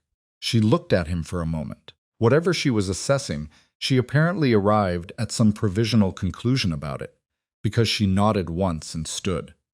The meeting was over. In the elevator going down, Carver stood beside him and said nothing for 4 floors. Then he said that went as well as it could have. Raphael agreed. Carver warned that the next few weeks were going to be harder. Raphael said he knew. The elevator reached the lobby. They walked out into the Crane Street afternoon. The ordinary noise of the city, traffic and voices, and the distant mechanical sounds of construction somewhere to the east. Raphael stopped on the sidewalk. Carver stopped beside him and told him to go home and rest, and that he would call him tonight. Raphael nodded. Carver got into a waiting car. Raphael stood on the sidewalk for a moment. He had just done the thing that was irreversible. He had stepped across the line that 20 years of his life had been organized around never crossing. He had put the name Armand Marot on a federal record and given 4 hours of detailed information to 2 agents who were going to use it to dismantle structures that had taken years to build. And in doing so, he had also placed a significant portion of his own life into the hands of people whose interests were not his interests, but whose goodwill he now required. He had given up the armor, all of it. He stood on the sidewalk in the cold air and felt the exposure of it. The extraordinary vulnerability of a man who has just made himself small enough to survive something, which is a different kind of small than he had ever been. His phone buzzed. A message from Dominic. 3 words. How did it go? He typed back 2. It is done. He put the phone in his pocket and started walking. He didn't take the car. He needed to be on the street in the cold, in the ordinary movement of a city that was going about its business around him. He walked for 40 minutes through neighborhoods he knew and neighborhoods he didn't, past restaurants and storefronts and the ordinary human traffic of a Tuesday afternoon. He stopped at a light on the corner of Marsh and 11th and stood waiting for the signal to change. The woman next to him had a child on her hip, a small boy of maybe 2. The boy looked at Raphael with the absolute fearless curiosity of a very young child, examining his face with the open attention that adults spend their lives learning to conceal. Raphael looked back at him. The light changed. The woman moved on. He stood there a moment longer, then crossed. He had not thought about children in years. He and Vivian had talked about it early in the marriage. Then the conversation had simply stopped occurring, filed away in the growing archive of things that didn't happen. Desires that got absorbed by the machinery of the life they were living. He had told himself he didn't want them. It was easier than the alternative, which was that the life he had built was not one he would choose to bring a child into. He had known this somewhere very quiet in himself for a long time. He walked. He walked until the light changed and the afternoon went gold, and the city began the particular shift toward evening that he had always loved, the blue hour, the time of day when the city looked most like itself. He walked past the restaurant where he and Vivian had eaten on their first anniversary without planning to, and stopped in front of it for a moment. It was still there. Same sign, same windows. He could see people inside, the warm interior light, the ordinary arrangement of tables and people, and the quiet work of an early dinner service. He moved on. On the coast, at approximately the same hour, Vivian was standing in front of a canvas in the second bedroom that had become her studio. She worked in the late afternoon light, which came through the west-facing window at a low angle and made the colors difficult to judge accurately. She had decided this was actually useful, because it forced her to trust the work, instead of second-guessing it in the hard light of full day. She had been painting for 2 hours. Her hands were stained with blue and a gray that kept going warmer than she intended. She was not entirely happy with the upper third of the canvas, but the lower half was doing something she hadn't planned and found more interesting than what she had planned. Her phone buzzed on the windowsill. She looked at the screen. Clara Holt, she picked up. Clara told her the finalization papers were ready, and she needed Vivian to review and sign. Clara offered to send them electronically. Vivian told her to send them. Clara said there was one more thing. There was a pause. She told Vivian she received a communication from the Federal Financial Crimes Unit, from a woman named Voss. Clara carefully explained that Voss wanted her to know that the materials she provided through web had been useful. She said her cooperation was noted, and that her position in any subsequent proceedings would reflect that. Vivian looked at the canvas and said okay. Clara asked if she was all right. Vivian said yes, and that this was nearly done. Clara reminded her the divorce would be finalized within 60 days. She told her the federal matter was their matter now, not hers. She had done what she needed to do, and now she was out of it. Vivian looked at the window. The strip of ocean visible between the buildings was dark silver in the fading light. She said she knew. Clara said good. Her voice was warmer now, the professional caution softening. She asked Vivian how she was actually doing. Vivian paused and said she was painting. Clara said good again, and this time the word meant something different. After she hung up, Vivian stood for a moment without moving. Then she picked up her brush, turned back to the canvas, and made the mark she had been working toward for an hour. It was a long horizontal line of gray that cut across the lower third of the painting, dividing the dark water from the pale sky. She stepped back and looked at it. It was right. In the city, Raphael arrived back at the penthouse at dusk. He took off his coat. He stood in the kitchen, which no longer felt wrong in the way it had for weeks. Or perhaps he had simply adjusted to the wrongness, the way you adjust to a persistent cold. The body's pragmatic accommodation of what it cannot change. He poured a glass of water. He stood at the window and drank it, and looked at the city. His city, still his for now, but not in the same way as it had been yesterday. Not with the same quality of ownership, the unconditional possession of a man who owes nothing to anyone. That was gone. He had traded it this morning for the possibility of a different kind of future. Smaller, more constrained, and not yet fully imaginable. He stood there for a long time. His phone rang. He looked at the screen. It was a number he didn't recognize, with an area code from somewhere he couldn't immediately place. He almost didn't answer. He answered and said his name.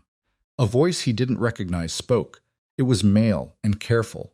The voice of someone who has been instructed to make a call and is following those instructions precisely. The man said he was calling on behalf of Armand Morrow. The kitchen went very still.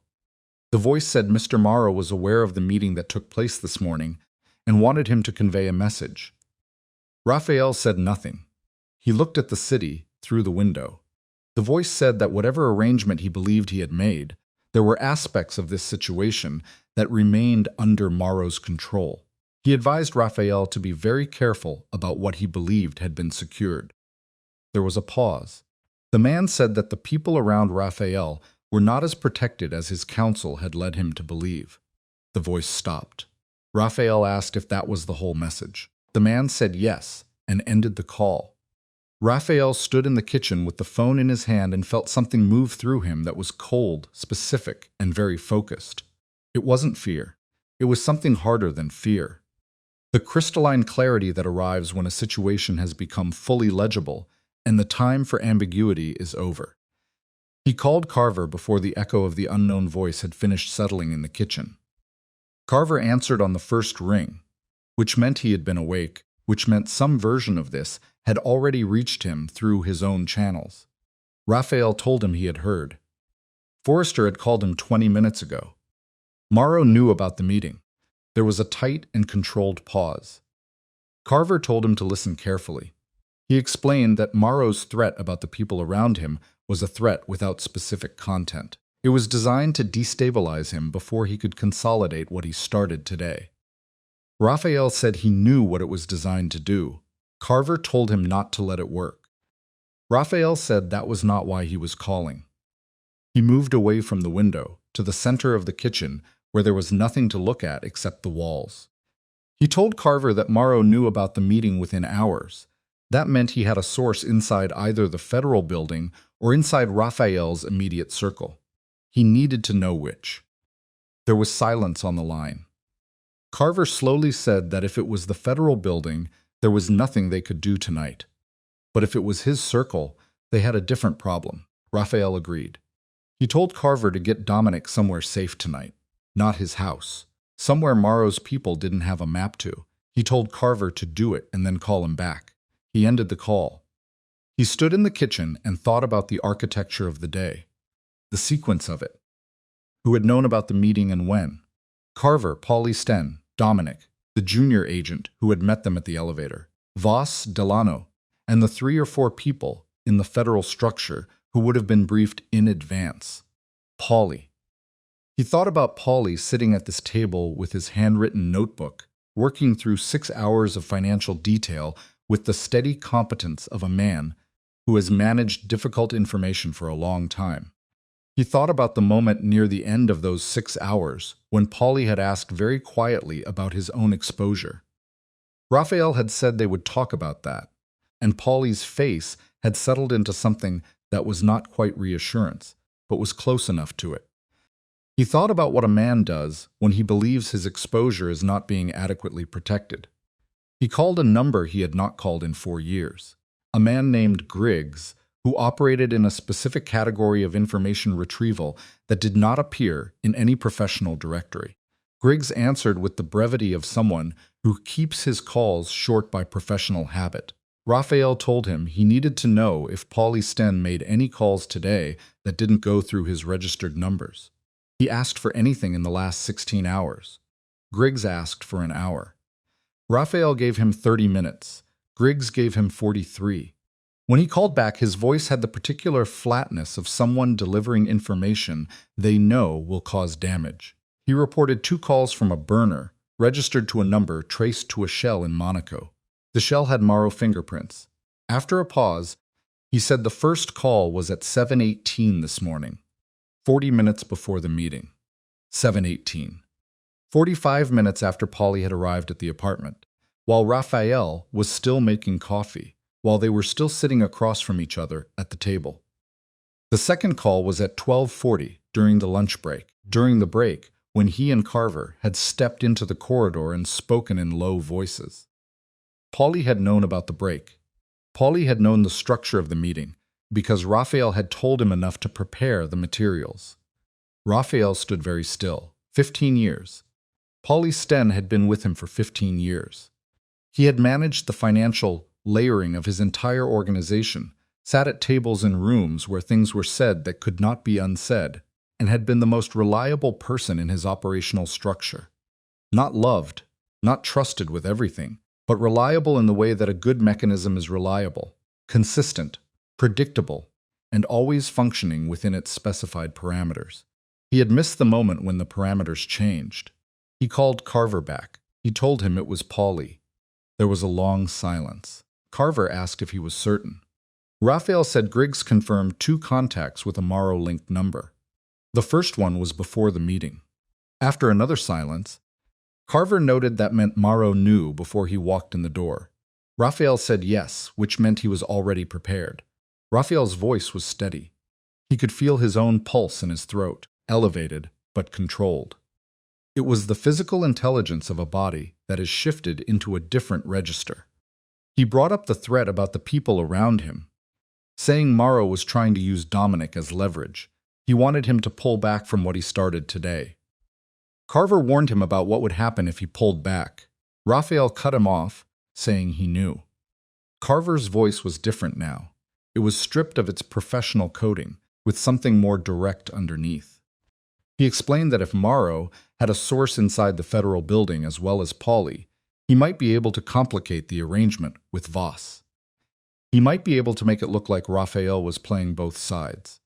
That could void everything they negotiated today. Raphael asked if he could actually do that. Carver paused and honestly said possibly. If he moved quickly and they didn't counter it, Raphael said they would counter it. Carver asked how. Raphael said he would call Voss tonight.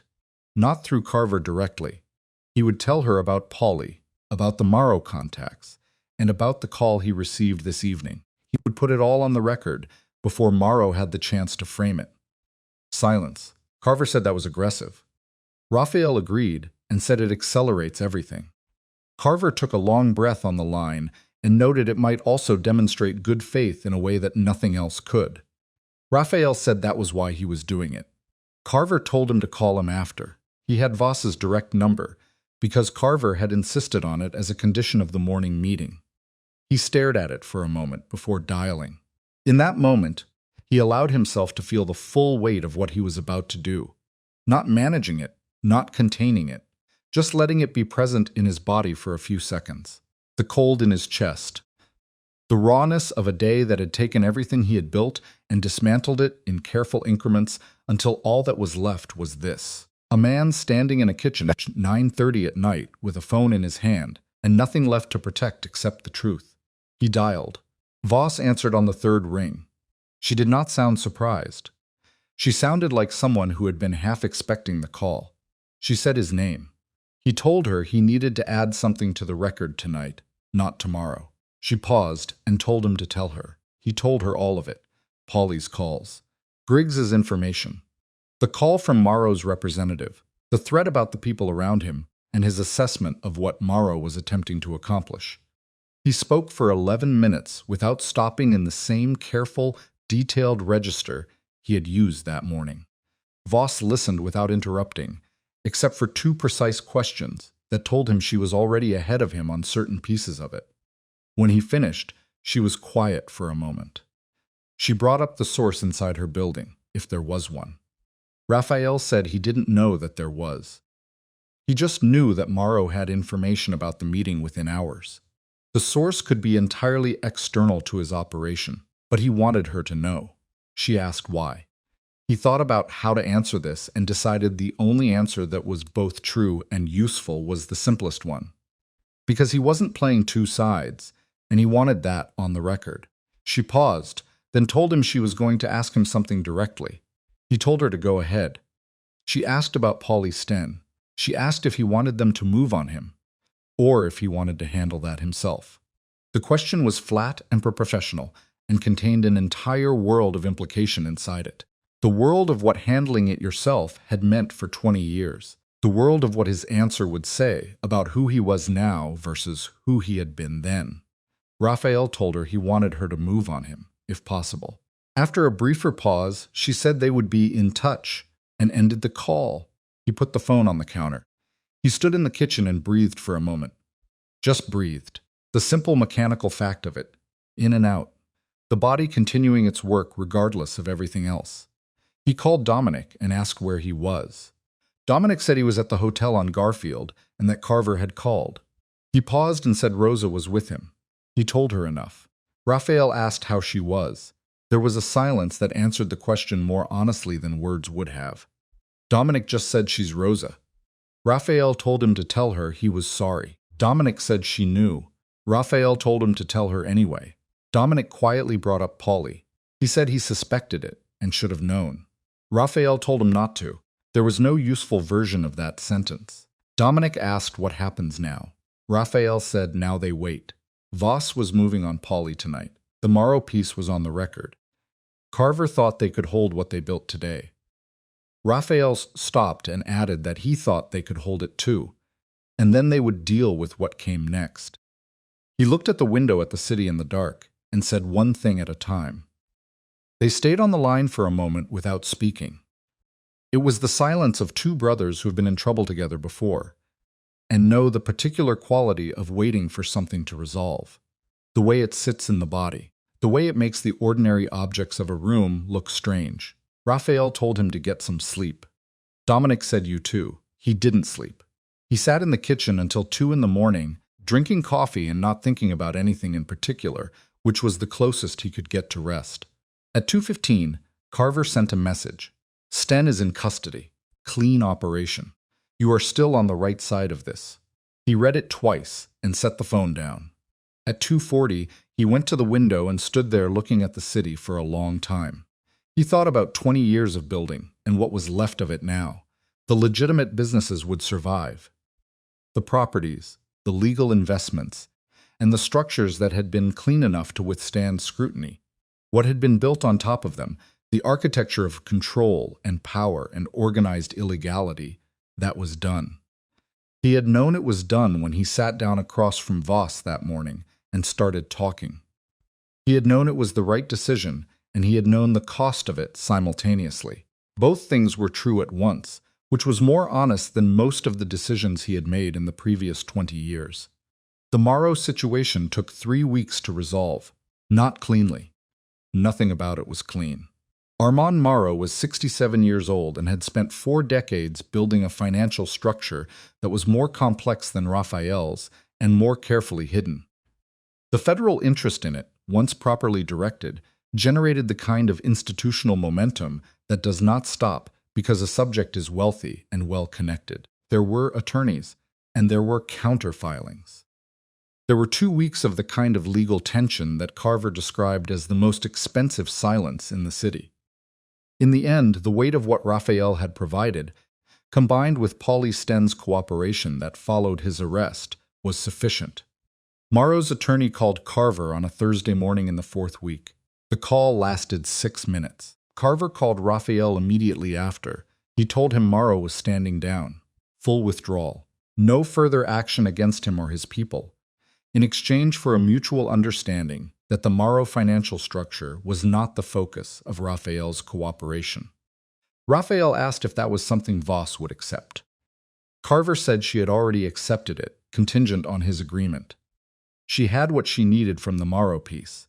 She didn't need to pursue it further to build her case. Raphael sat with this for a moment. He thought about Armand Morrow in Paris, an old man with wounded pride and a daughter who had flown home to him, sitting with the realization that the move he had made to punish Raphael Viscari had cost him considerably more than it had cost his target. He did not feel satisfaction about this. He felt something more tired than satisfaction. He told Carver to tell Voss yes. The formal agreement with the federal investigators took another 6 weeks to finalize. There were documents and sessions. There were days when Carver earned his considerable fee in the most direct possible way, sitting across tables from people whose job was to extract maximum consequence and negotiating with the patience of a man who has done nothing else for 30 years. The final terms were not comfortable, but they were not, as Carver had promised, catastrophic. Raphael would pay. He would cooperate fully with the prosecution of 3 associates whose activities had been the primary focus of the investigation. People who had chosen not to manage their own situations when given the opportunity. He would divest from several business structures and submit to a period of financial monitoring. He would not be indicted. He would lose a significant portion of what he had built. He would keep enough to live, to rebuild in the legal lanes, and to be something different from what he had been without being nothing at all. He signed the final documents on a Wednesday morning in Carver's office, not the federal building. Carver had arranged this as a small dignity, signing in a private space rather than an institutional one. Raphael signed in 6 places. He did it without pause, without ceremony, with the same deliberate penmanship he brought to everything. Carver offered his hand after the last signature. Raphael shook it and asked what happens now. Carver said, "Now you rebuild." Raphael agreed, saying differently. Carver said yes. He left Carver's office and walked out into a November morning. It was cold and clear, the sky a flat pale blue above the city. He walked 4 blocks before he realized he had no particular destination, and then he kept walking anyway. 2 months later, on a Tuesday afternoon in the 2nd week of January, Raphael was in a town 700 miles from the city for a meeting with a real estate developer. It was for a legitimate joint venture, one of the first of what Carver had begun to call the reconstruction projects. The meeting was at a hotel downtown. It lasted 2 hours and went well, better than he had expected. Afterward, he found himself in an unfamiliar city with 3 hours before his flight and a quality of unexpected free time that he no longer knew how to inhabit. He walked. He did this more now, the walking. It had become something he depended on.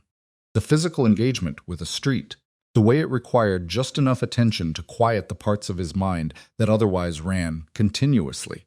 He was in the third block from the hotel when he turned a corner and stopped. She was 20 feet away, examining the produce outside a small grocery. She was wearing jeans, a blue sweater, and a coat that was clearly chosen for warmth rather than appearance. Her hair was down. She was holding an apple in one hand and looking at it with the focused attention she gave everything. The same attention he had failed to recognize as intelligence for 14 years. She looked up before he had decided what to do. For a moment, neither of them moved. He had imagined this encounter various times in the months since she left. He had imagined different versions of it with different emotional registers. Some of them angry, some of them desperate. One version in the worst weeks was simply him talking and her not responding. He had not imagined this. The ordinary grocery, the apple, the blue sweater. She did not look frightened. She did not look angry. She looked at him with the calm directness of someone who is surprised but not destabilized by the surprise, which was, he understood, exactly who she had become. She walked toward him. He stayed where he was. She stopped a few feet away and looked at him with that clear, unhurried attention. She said his name. He said hers. Around them the street moved, ordinary and indifferent. People passing with their groceries and their phones and their unremarkable Tuesday afternoons. She told him he looked different. He agreed, saying he was different. She considered this without either accepting or rejecting it. It was the look of someone filing information for later assessment. She asked what he was doing here. It was not an accusation, just a question. He explained he had a business meeting and was leaving tonight. He met her eyes and told her he didn't know she was here. She looked at him for a moment and then nodded once. It was the small, precise nod of someone who has assessed a statement and found it true. She said, "Okay." The word was familiar, and he felt it move through him with the recognition of something that belonged to a different time. He asked if he could have 5 minutes. She looked at him. He could not read her face, the way he had never been able to read her face. It was the same failure, wearing a different name now that he understood it was failure. He waited. She gestured toward a bench at the edge of the small plaza adjacent to the grocery. They walked to it and sat, not close. The bench between them was as much a boundary as a piece of furniture. She put the apple in her bag and looked at the street. He looked at her profile. He looked at the particular quality of stillness she had always had that he had spent 14 years misreading as passivity. He felt the full weight of what had been lost, and what he had done to lose it, settle into him with a clarity that had nothing of self-pity in it. It was just the fact of it, plain and irreducible. She looked at the street and told him she knew about the investigation. Clara kept her informed of what was relevant to the divorce. She said she wanted him to know that she didn't give those documents to Webb as a weapon. She gave them to him because she needed to be completely out. She needed there to be no reason for anyone from his world to come looking for her. He told her he knew that, and that he had understood it eventually. She turned to look at him then. Her eyes were the same. The particular dark, steady regard that had looked at him across 1,000 tables and through 1,000 rooms, and that he had consistently failed to look back at with any real attention. She asked if the cooperation worked. He said yes, it was done, or most of it. He paused and said he was rebuilding differently. She looked at him for a moment and noted that must have cost him everything. He said simply and without drama that it did. She looked at the street again. He told her he was sorry. He clarified he didn't mean that as a way of asking for anything, and that he wasn't there for anything. He just needed her to know that he understood what he did, what it cost her, and that he was sorry. She was quiet for a moment. She told him she knew he was, but that wasn't enough. He agreed, saying no, it isn't. He sat with that. The street moved around them. Somewhere close, someone was playing music. It was low and indistinct, and the cold air carried it in pieces. He asked her if she was happy. She seemed to consider whether to answer this. Then she said she was painting again. He had not known she had stopped. He understood now, in the way you understand something fully, only when it's too late to use the understanding. He had not known because he had never asked. Not once in 14 years. Not a real question with a real interest in the answer. He had known she studied fine art. He had known she occasionally looked at galleries. He had not known she was someone who had set down a part of herself to be in his life. He hadn't known because he had never asked what she was carrying. He asked what she was painting. She looked at him. Something moved in her expression.